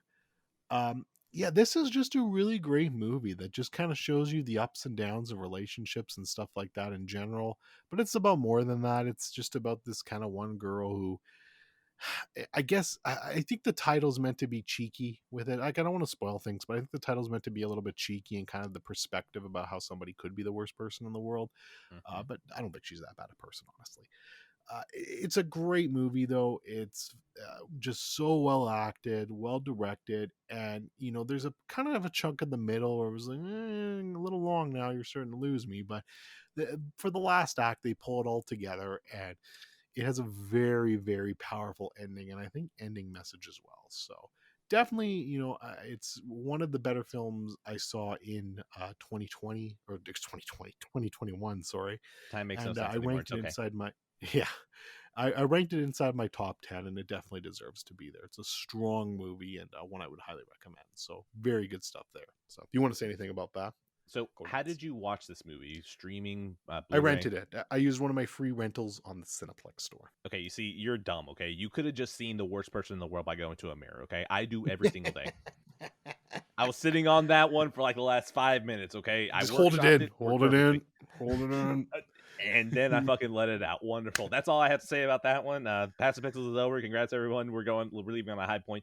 No. I have been interested in this movie, literally just from the title and the fact that it's been getting buzz. And a large part of me just feels like anytime that a foreign movie starts bubbling up, my brain goes, I should probably put this in my mind further because if not, I am more likely to forget than if it were a domestic movie. So, yeah, who knows when we'll get to this, but I do have an eye tighter on this one than I would most movies. Maybe when it shows up on Amazon Prime, because Amazon Prime is the one who gets the weirdest keynote all the time. Out of 10. Yeah, you're not wrong about that. They do end up with a lot of those movies, which is kind of strange if you think about it. But I mean, it's fucking awesome, man. The best streaming service. Oh, sorry, the best streaming service that I have access to, getting all of the random Kino. Yes, please. No shit. Okay, jumping into number 2. Or did I give him a rating? No, I didn't. It's 8 out of 10. Very hard 8 out of 10. Very good movie. Okay. Okay, so Burning now. We'll talk about Burning. This movie has been kind of eating away at me for a little bit now. I really liked it after I watched it. I bought the Blu-ray and I want to watch it again because it's the type of movie that, first of all, I think might even go up further. Like right now, I have it, spoiler, I have it in a 9 out of 10. I think it's an absolutely fantastic movie. I've already bumped it up once. I initially gave it an 8. I think after watching it again, I might even go 10. Like, this movie's fucking great. I'll watch it once more to confirm that before I do it. But holy shit, this movie's good. This is like, you want to talk about a Hitchcockian type slow building thriller where you're kind of questioning everything that's going on. That's this movie in a nutshell. Lee Chang-dong, the director of this, just does a masterful job of setting this up. It's all people I've never heard of in this movie except for fucking Steven Yeun, who just seems to be in everything that's Kino these days. And yeah, he's fantastic in this movie as well. This is the type of movie where you literally want to know nothing going in. So I'm not going to talk about the plot at all. I'm not going to talk about any of that shit. Just that this is a very strong movie and one that should be watched for sure. And it's the type of movie that you'll watch it and then you'll be like, what the fuck? Like, okay. And you'll probably like look online and just kind of try to get some other ideas. And then you'll see some different interpretations that are like, oh fuck, I need to watch this again. It's the closest I've felt to a movie like Memento in a long time, where it's like, oh man, I need to watch this again and see kind of what the fuck's going on. So just a great fucking movie. And shout out to Sam from the Before Trilogy episode, Patrick Warburton. Hey, Peter. It's not bad. Hey, actually. Peter, you seen Burning? Oh shit, that's not bad. I mean, not as good as Patrick Warburton himself, Sam. No, obviously, yeah. But yeah, he recommended this movie to me, and funny enough, I was actually going to watch it on Tubi, but they didn't have the fucking subtitles, or I couldn't get them to work on Tubi. What the fuck?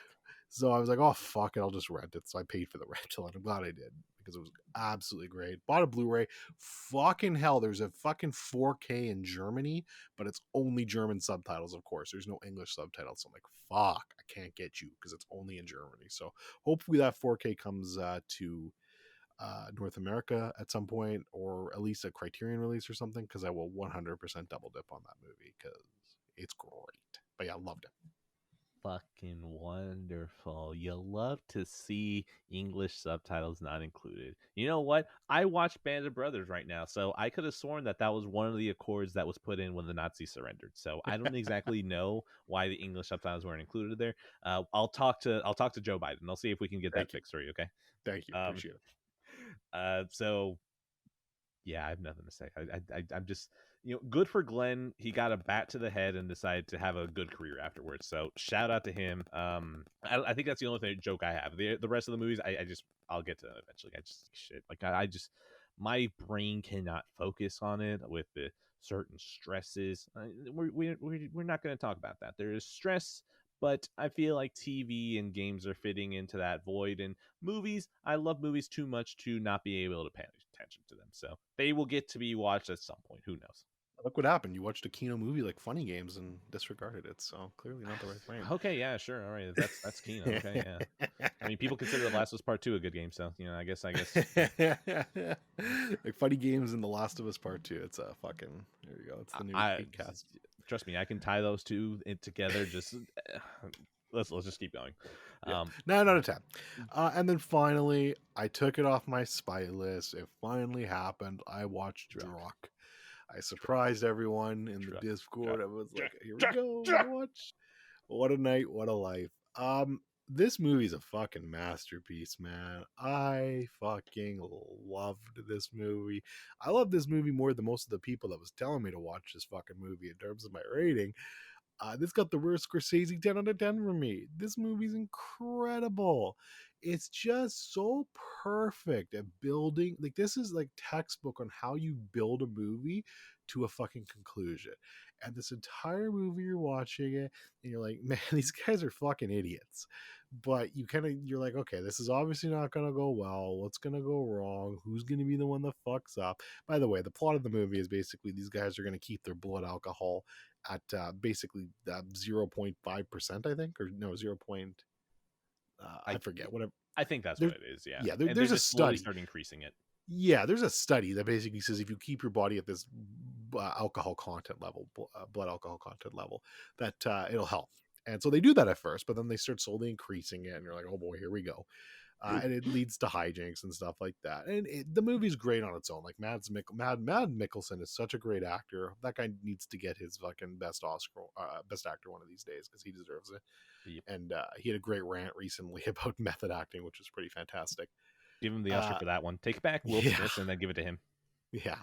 But he was great in this. But this movie just has and then it builds and builds and builds, and then it bubbles towards this ending, which is one of the most fucking. You know me, I like being depressed. I don't like happy Same. shit. Same. But good lord, this ending was so joyful and Yes. so happy, and just bursting at the scenes of positivity. And I won't even spoil it, because it's just, you need to see this for yourself and watch this ending, because when he gets to the point and something finally happens in this movie that they've been kind of teasing throughout the entire movie, and it finally happens, and you're like, holy fucking shit. Like, A, this is so happy. B, I didn't know the guy fucking had it in him. And C, what a life. And it's just, it's just such a fucking positivity overload, and it makes this movie perfect. And I absolutely adore it. I ordered the Blu-ray for it. It'll be here eventually. It's fucking shipping from the States, so who knows when it's gonna get here. But yeah, I wanted to hate this movie so badly. Yes. So fucking badly. Yes. I wanted to hate this movie. Yeah. And it was frustrating watching this, because with every passing like fucking minute, I was like, fuck, I actually really like this movie. I really like this movie. And then you get to the end, it's like, god damn it, I love this movie. Yes. It was frustrating. Okay. Druk is a fucking phenomenal movie that should just be watched. There's nothing else I need to say at this point. The discussion is just for me. So 3, 2, 1. One of the friends dies, and then it's just a huge celebration of life by the end of it. And Mads Mikkelsen fucking dances his ass off, and you see that gif that you always see of him running through the spraying alcohol, and it's just such fucking what a life. Oh my god, this movie is incredible. I fucking love it. It is one of the greatest reaffirmations to why life is good. Holy shit, I love this movie. Every time I think about this movie, it just makes me so happy. Mads Mikkelsen's little weird walk that he does whenever they're walking out of the bar, the fucking bros. Oh my god. Druk is so good. I just wanted to go into spoilers because I wanted to talk about that dance at the end. That dance is fucking awesome. So I looked it up afterwards, and I guess he's a professional dancer, or he used to be a professional dancer, which I didn't know. But yeah, he just starts fucking busting a move. I'm like, holy shit, man! Like, the dude can dance. He's actually fucking dancing. And it's just it's such a catharsis of, I think that's the right word, where he just the entire movie, like, his friends are egging on, like, oh, come on, get up and dance. Like, no. And the closest you get is that goofy little walk he does, right? Incredible. And it's smart too, because you see that goofy walk, you're like, oh god, he's probably a bad dancer, right? And then he just fucking comes out at the end and like fucking does all these pro fucking moves, and like his students are like, what the fuck? It's so good, man. And that, by the way, like at the end, they're basically the students are all celebrating graduating, which, by the way, if that's a thing where they are in Europe, that's fucking awesome. I didn't think they don't do shit like that out here. But dude, the beginning where it's just that I guess triathlon of drinking, like, what the fuck? That's awesome. I don't even drink, but that looks so fun. That's incredible. So yeah, it's just so fucking well done, and this instantly makes me want to watch more of this director. I think Thomas Vinterberg. Yes. Vinterberg. It makes me want to watch more of his films. I've heard The Hunt is incredible. I've heard The Celebration is very good. So a lot of his stuff I want to see still, but this was just, it was so well made. And yeah, man, like, that ending was just like, as soon as that, like, I was already pretty convinced that movie was going to be a fucking 5 out of 5 for me. But when that ending happened, I'm like, oh my god, yes. Like, yeah, you're easily a 5 out of 5. Like, that's just I can't with that ending. And like, you get the little text from the wife who's like, I miss you, and it's like, oh, it's just so perfect. and it reminded me a lot of like obviously very different type of movie, but Waves, where it works to like put my heart back together, Yes. and this did that very well too. It's like, it's a little bit sad, not nearly as much as Waves, but the friend dies, it's sad. The wife, their relationship seems to be fucked, and then kind of at the end slowly puts it back together, and then you just have that outpouring of catharsis emotion. So great stuff, and what a film. Shout out to Druk for more than anything else of feeling so happy and making me think, oh, okay, well, you won't show the bad parts of alcohol. Completely okay, that's fine. That's not this movie. And then it swerves into we're gonna be that movie for a little bit. Like, oh God, Yeah, ah, here we are. Like that was the moment that the movie kicked into an extra gear for me. I was like, fuck, you've made me so happy this entire time, but now you're gonna show me the effects that maybe drinking can be bad if not done in moderation. Ah, Yeah. fuck. Yeah, it felt very real. It felt very Yes, real too. yes, Like just the way they handled the death, like it was just very very real. Like it just yes. felt like natural. Like that is how I feel like I would react if something like that happened. So, It's so fucking good. yeah, I Oh love it. So, it's a 5 out of 5 for me. Fucking Scorsese meme. Amazing, amazing, amazing movie. I'll be watching it again as soon as the Blu-ray gets here. okay, so yes, again, score Kino out of 10. What a life, what a life. The dance out of 10. Perfect. So Yeah, so I only have 2 left. So you go ahead and knock some off now yourself. perfect. Okay, I'm gonna go ahead and knock this out very quickly because, well, I'm gonna knock out two for time purposes. PUBG and Tick Tick Boom. Yes, the duo that you were all waiting for. PUBG. Oh, it's incredible. So 100 Andrew Garfields drop onto an island, right? And they all can okay, sing and I would play the dance. fuck out of that. I'm just saying. All of them. Oh, just different versions of his characters from movies. Can you Yes, imagine? that's Oh my exactly what I was god. thinking. And Oh every single my time that god. someone chooses Spider-Man, it's like, that's cheating, that's broken, that's unbalanced. You can swing around. All I can do Fuck the. is sing and dance. Oh my god, the poor guy that had to get stuck with the under the silver like Andrew Garfield, man. That guy's fucked. Although maybe he could find like some secrets and like find some tunnels or something. All he can do is just pull out a Nintendo Power and circle it. That's his attack. Oh man. Okay, so PUBG Corporation, if you ever need any help on pitching your next idea, call me. So I guess since we're already on the stupidity train for PUBG, PUBG had an April Fool's event where what would happen is that it would be like 50 people drop onto a map, and there's a gigantic chicken wearing an armor vest and shooting people with a gigantic gun, and he also shoots flames out of his mouth, and whenever he goes, it actually shakes the entire map. It might be one of the greatest things that's ever been put into a video game. And this thing is so fucking huge that no matter where you are in the map, you can see him. He can jump on you and kill you. It's maybe one of the greatest things that's ever been put into a video game ever. So, okay, that's the cool thing about PUBG. The other thing is, of course, is the main game. Now, of course, the gamers. I'm sorry for using the hard R. Okay, I gotta call them the gamers. The gamers on the Discord were like, we should probably play a game, and yet somehow PUBG popped up, and so PUBG, well, PUBG is a fucking mess, but that's why we love PUBG. PUBG is such a fucking mess, and you get the boys together, and then you got one boy in front of you, and he's like, hey, try and run me over. I'm in a bike. By the way, they introduced bikes into the fucking game. Literal mountain bikes. It's one of the funniest fucking things ever because, like, you're in a mountain bike and you're just. No matter how the bike looked like in San Andreas, think that, but like much worse. And that's how you get the PUBG bike. And it's one of the funniest fucking things ever. He's like, run us over. And it's like, okay, I drive over and he hops over us. It's one of the greatest things I've ever seen in a video game. Now, PUBG, fucking mess, had lots of fun. I'm really looking forward to playing with the boys again, right? So PUBG, there we go. That's out of the way. Tick Tick Boom. I watched this again yesterday, I think, right? And a large part of me was like, you know what? I bought the custom made Blu-ray case for Tick Tick Boom. I should probably watch it again before I put it on the shelf. And this time watching it, I found more flaws in it. There's maybe about 2 songs that I think are complete misses that would probably make the movie stronger if they had gotten cut.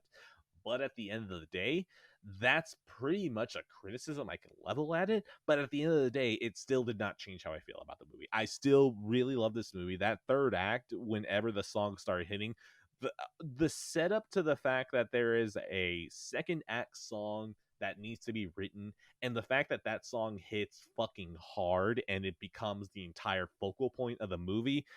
I love that song. It hits so fucking hard, and it has that moment in transcendence where like you're not even looking at the screen. You are just there, and that song hit that for me. So Tick Tick Boom, still fucking love it. It is now on the shelf as an empty case. I'm probably gonna buy a USB and torrent it from Netflix because fuck you, Netflix. I will throw away this USB drive when you gave me a Blu-ray disc. And I'm just saying a Blu-ray disc. I don't want the fucking DVD presser kit that you send out to people to show Andrew Garfield is a good actor, okay? Fuck you. Give me a Blu-ray disc, I'll throw away the USB drive, okay? You have your ultimatum. Please. Okay, so yeah, Tick Tick Boom is gonna be the second act turning point song out of 10, and PUBG is gonna be I bought the Kane skin in PUBG and then found out later that it isn't cross-buy on PC, so I may end up buying it again out of 10. Yeah, PUBG can go fuck itself. And that's my score out of 10. And then Tick Tick Boom, obviously really great movie. Enjoyed the hell out of that. So I'll watch that again at some point, I think. And I will attach the copium for the both of us, maybe on the Criterion one day. Maybe. Okay. Okay. So rock solid 8 out of 10. It's in my top 10 of last year, too. Great movie. Okay, now you're up next. I only have 2 left, so we're going back and forth? We're good? Yes, I only have 2 left as well. Perfect. All right. We'll talk about the second movie of the Clown Exchange, and that was Being John Malkovich. This movie's fucking weird. Like, I mean, when you got a plot that like one day a guy who works on the 7th and a half floor because of the low overhead, get it? Low overhead. And it's halfway. So yeah. No, that's the joke they make in the movie, my friend. Don't boo me. Yeah, so it basically, like, I mean, you got that movie where they work in this, and they discover a portal that lets you into the head and act as John Malkovich, the actual John Malkovich who plays himself in this movie. And for a weird fucking time. And I would love to know the drugs Charlie Kaufman was on when he wrote this movie. Look, that's the thing with Charlie Kaufman, man. You get some of the most memorable, weird shit. Did I enjoy this movie as much as Eternal Sunshine of the Spotless Mind? Hell no. Did I enjoy it as much as Adaptation? Maybe. They're both very good movies. I think I like Adaptation a bit more because of the Nick Cage effect. But this movie was great. Like, Charlie Kaufman, the writer, is so goddamn good. It's only Charlie Kaufman, the director, that I've had some issues with so far. But with his writing and when he writes stuff and gets other people to direct it, impeccable to me. This is the first of 2 movies he did with Spike Jonze, and I would absolutely love to see them team up again in the future. They also did the Adaptation together, and I love that movie too. So, genuinely bizarre movie. This has a Criterion for it. I will be buying this Criterion on the next Criterion sale, very likely, because it's definitely one I would like to watch again and have in my collection. I like John Cusack too. He's fun in this. I mean, he's not a powerhouse of an actor for me, but he was good in this role. And yeah, just an absolutely bizarre time. I think it was Spike Jonze's first movie too, so definitely worth watching for nothing else than like the what the fuck factor and like how could you come up with an idea this weird? You see, I have Adaption sitting back there, so I think if I'm gonna go into the weird Charlie Kaufman world, I'm gonna start with the Blu-ray that I have. I will. Yeah, well, that makes sense, and I would too. I think that's a slightly better movie. But then that means I should probably go backwards. Like I should probably do the weaker one first. But either way, I already they're had both the Blu-ray. they're both so close in quality, in my opinion, that there's not a huge difference. And you've already watched, unfortunately, like the GOAT first in Eternal Sunshine of the Spotless Mind. So it's all downhill from there. Had to get that steelbook, man. Had to get that steelbook. Oh, that German steelbook. God bless the Germans. I'm going to be saying a whole bunch of shit about them in the next topic, but like, God bless them. Actually, both topics. Okay, I thought I was going to talk about Band of Brothers next, but no, Paths of Glory is still there too. Okay, so yeah, being John Malkovich, I don't know what it's like to be John Malkovich because I have yet to see that movie. Out of 10, and that movie will help you understand what it's like to be John Malkovich. So good on you. Cameron Diaz is in this too, and she's fun. I like Cameron Diaz. I miss her. Yeah. So 8 out of 10. 8 out of 10. Fantastic movie. take it. Okay. All right. I'm gonna go ahead and do Paths of Glory first. So first off, because I set it up, now I have to deliver on it. Fuck the Germans. The Germans honestly didn't really do anything much in World War One, but sorry, I just feel like I have to insult you because the rest of the world blamed you at that time, which accidentally probably caused Nazism because we blamed you a little too hard, but that's okay. We can still blame you, right? So Paths of Glory is a very, very fucking good movie. It is one of those movies that had it not been in black and white and you showed someone it, they would think that it probably something like in the 80s that was just like a movie that people didn't talk about. And that's honestly impressive more from a technical standpoint than anything else that Kubrick still has a handle of how to make a movie, even with what I think this maybe one of his first, we'll say less than 5 because I feel saying less than 5 is a safe number. I would want to say 3, but that's too much of a risk for me. You can tell that Kubrick already has a handle on how to shoot a shot, and the movie is just handled technically so fucking well. The shadows are done great, the lighting, and more than anything else, the fucking, I was about to say action, but like that's not the word I was gonna go for. I mean, yeah, I guess the action too, because the explosions are actually handled pretty well. Sure, you can tell that the camera angles that they're using is to try to, hide what, you know, I guess the pyrotechnics wouldn't be able to pull off in the 50s or however the camera, whatever. This is a tangent. I'm just moving off because I was going to say on action on accident. The acting is wonderful. It is a very solid movie about just the stupid ambitions that some people have in the wrong place and time. This wrong place and time being a fucking war, and just the stupid amount of pride that they have in matters that don't matter. And considering that it's a movie about World War One, I mean, it probably is a larger commentary on the fact that World War One was pretty much completely pointless and nothing was accomplished. But either way, Paths of Glory is a fucking great movie, and it has one of my favorite things where it just includes a nice little musical segment at the end to just really hit you over the head with just like, this is a good note to leave you off on. So yeah, Paths of Glory, fucking great. God bless the Kino fodder in organized Kino on the Discord, because I probably wouldn't watch this movie anytime soon. But yeah, Paths of Glory, fucking great. I'm excited that I got to watch it because who the hell knows when I would have watched it. So, Dorian, you're going to watch it over the next 2 weeks because it is now old news. Are you excited for this? Yeah, I definitely actually do want to watch this soon because I'm trying to fast track movies that have criterions, honestly, to see like, ooh, I want to buy these criterions one day. So, and this does have a criterion. And I just, I had a resurgence with 2001: A Space Odyssey. So I definitely want to give more Kubrick movies chances. I still have this and Doctor Strangelove. And I think one other two, but still a couple left from Kubrick. So definitely want to get to this at some point. We both know. Oh, and Full Metal Jacket. So that too. Of course. War movies are never my favorite genre, but we'll see.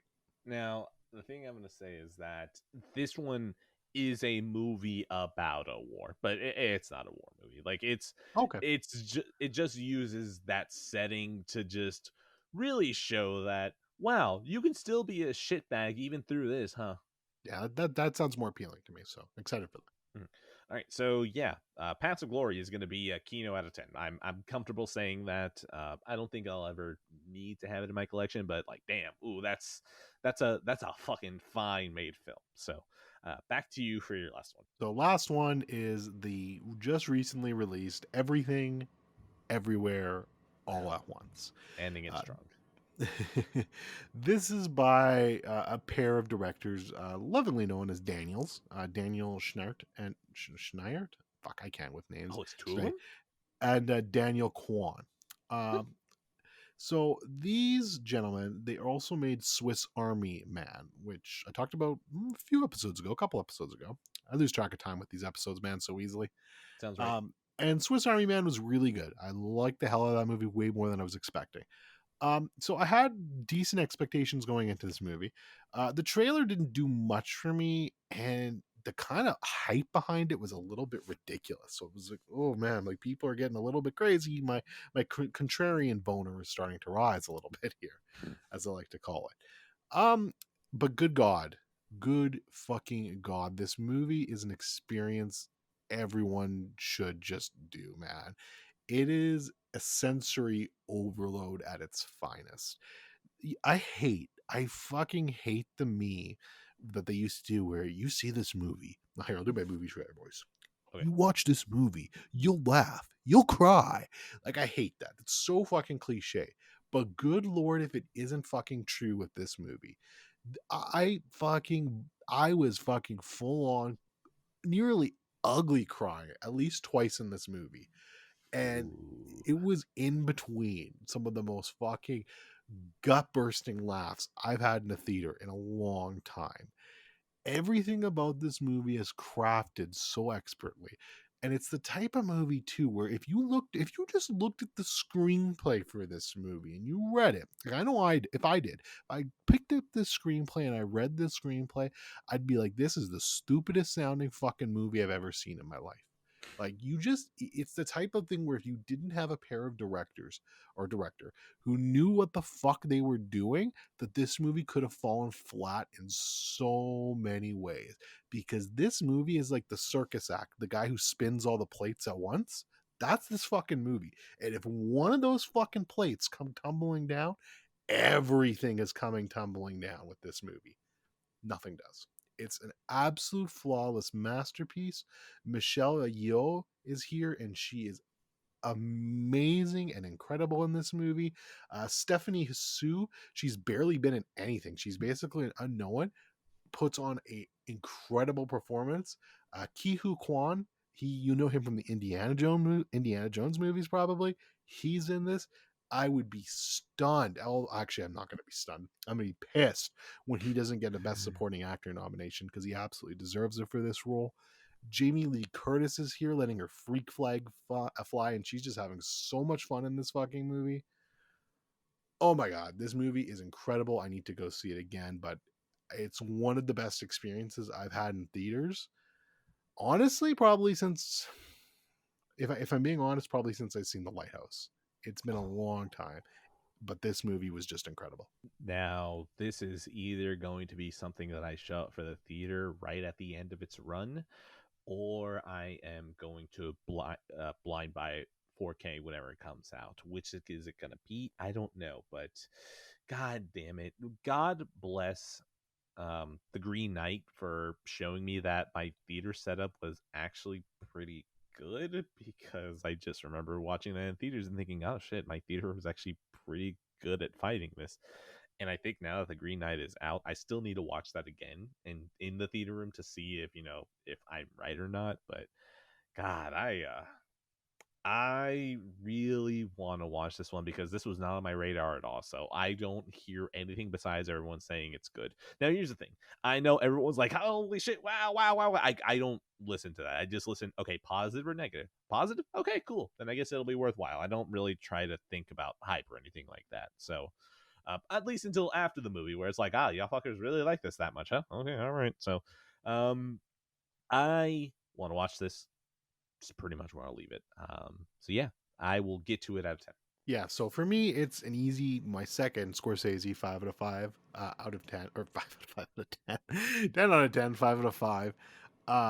And just as a final bit of context for you, and again, you take these things with a grain of salt, but right now on Letterboxd, this is the #1 ranked fucking film of all time. And that made me a little bit mad when that happened, because I'm like, this is stupid. And Parasite was the one before that. I love Parasite. I think Parasite's a phenomenal movie, but the fact that it was #1 was stupid. This probably still shouldn't be #1, don't get me wrong, but I'm a lot more accepting of it because I genuinely feel like this is the type of film that almost anyone can Four go quadrant. into. What's that? 4 quadrant. Worth watching. Yeah, you can go into this No, and no, have no, a no. I said positive. 4 quadrant. Oh, 4 quadrant. Exactly. Yes. No, that too. It appeals to every single type of demographic. Anyone can have a good time with this movie. And even my Letterboxd trends list, like I've seen a lot of different people who've given it very high reviews that I wouldn't expect to give it high reviews. And the lowest is a fucking 9 out of 10 for this right now, out of like 8 people. So that's impressive. You see, God, I just, damn it, I want to watch this. But also, damn it, I know it would be in a theater, but I don't think I can focus. But yeah, okay, you know what? Moving on. We're gonna get the last one out of the way. Band of Brothers. Now, I literally just finished this. Like, well, it feels now that it was like 7 hours ago since we were recording for 3 hours. So, Band of Brothers now feels like I finished it a year ago. Band of Brothers, I'm just gonna say this right off the bat, is required TV watching. Absolutely undeniable. It is one of the stepping stones of the golden age of television, and it is no if, ands, or buts about it, about should this be watched by anyone. The good thing is that it is World War II. So if you don't have interest in World War II, are you even fucking alive?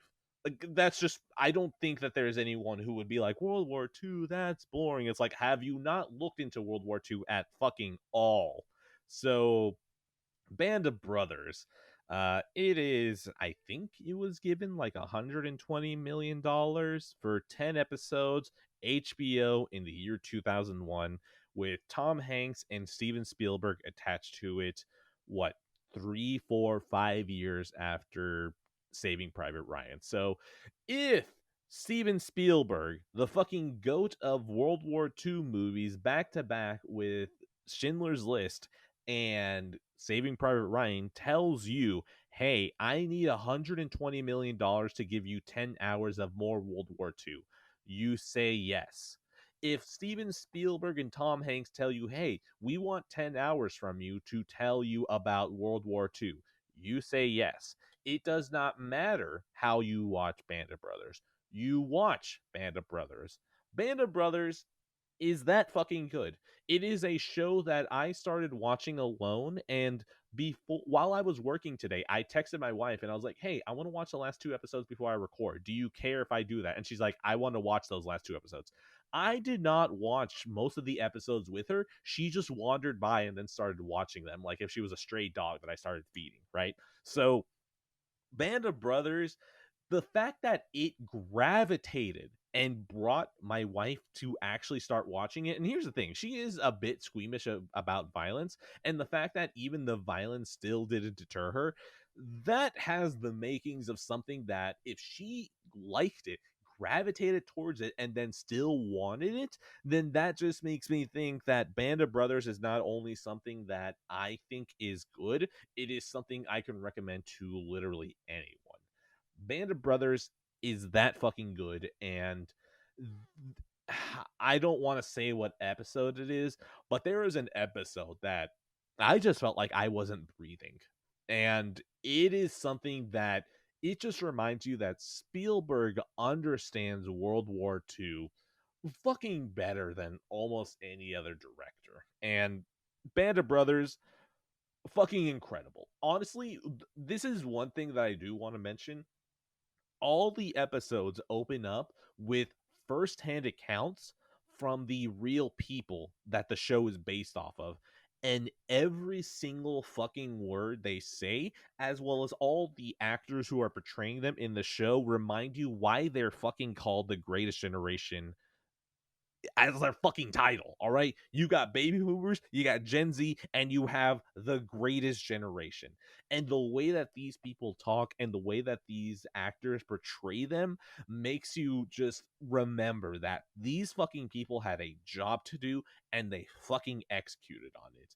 Band of Brothers is a fucking GOAT TV show. It is one that is 10 episodes that you give anyone, and if they say they don't like it, they're wrong.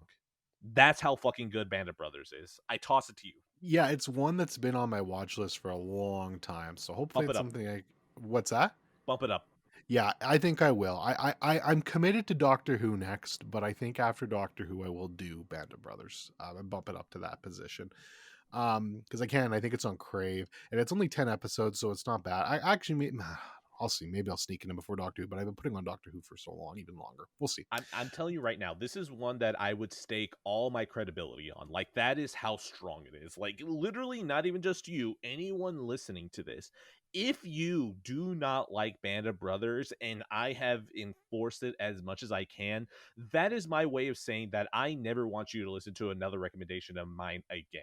If I stake my entire reputation on this show and you don't like it, then I no longer want to recommend anything to you. Yeah, and that's that's a strong recommendation. And just in general, like I've always found HBO miniseries have just always hit differently. Yes. They're always just it's so rare you get a bad one of them. Like there are bad ones, they exist, but they're always usually at the very least worth watching, and if not incredible.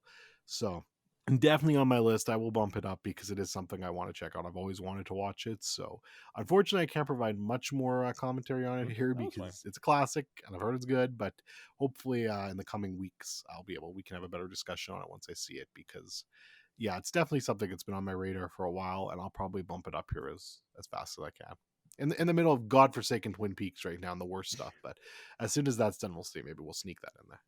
I just have to say that the first time you watch Die Hard and you just go, this is going to be a Christmas movie that I watch every year, Band of Brothers feels like something that the moment that I wake up on July 4th, I'm just going to put on Band of Brothers and have it on in the background the entire time.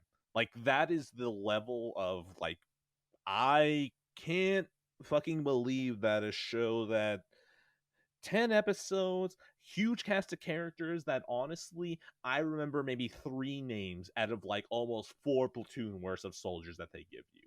And I am so impressed by the fact that it it legitimately feels like Spielberg had so much more content that he was reading up on when making Saving Private Ryan, and he is like, I need to do this again.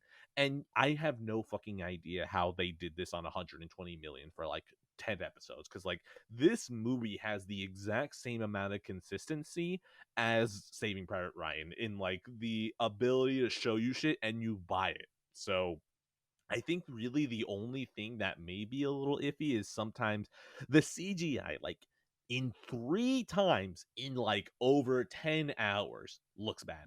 Like 3 times.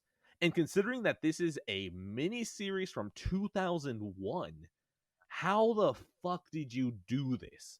Like it I am so utterly impressed by Band of Brothers, and that's the thing. I don't think I've said a single fucking thing about the show. I have literally just thrown platitude after platitude because Band of Brothers deserves every single rose it's ever gotten. And I don't even feel like I need to describe it besides saying Steven Spielberg, World War II, same consistently and same quality as Saving Private Ryan, over 10 hours. I don't fucking know how this exists, but it does. I've heard the Pacific doesn't match up, but considering that I feel like I know nothing about the Pacific besides that the Japanese were fucking insane, like literally total war, last man standing, no prisoners type of shit. It knowing how Band of Brothers is, it makes me think that even if the Pacific is going to be less than that, if it keeps the exact same production quality and just willingness to tell the story, I'm probably still going to like it. So, yeah, Band of Brothers is required out of 10. That's the score. Required out of 10. That's I will be bumping it up my list out of 10, and I never heard anyone say a bad thing about it out of 10.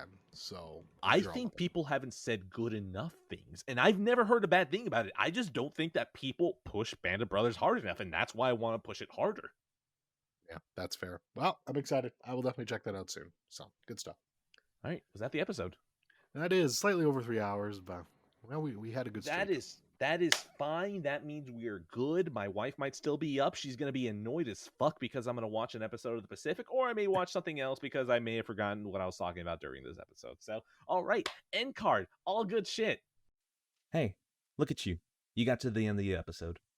From episode 0 to the day that I finally get lazy and cancel the show, a big thank you to Joey Rawlings for providing the perfect name for the show. Be sure to always give him thanks, either out loud as you're listening to this, or you can just send him a thank you tweet at boogeyman117 _ That's boogeyman117, IE instead of Y, double O. Be sure that it's an underscore, not a dash, 117.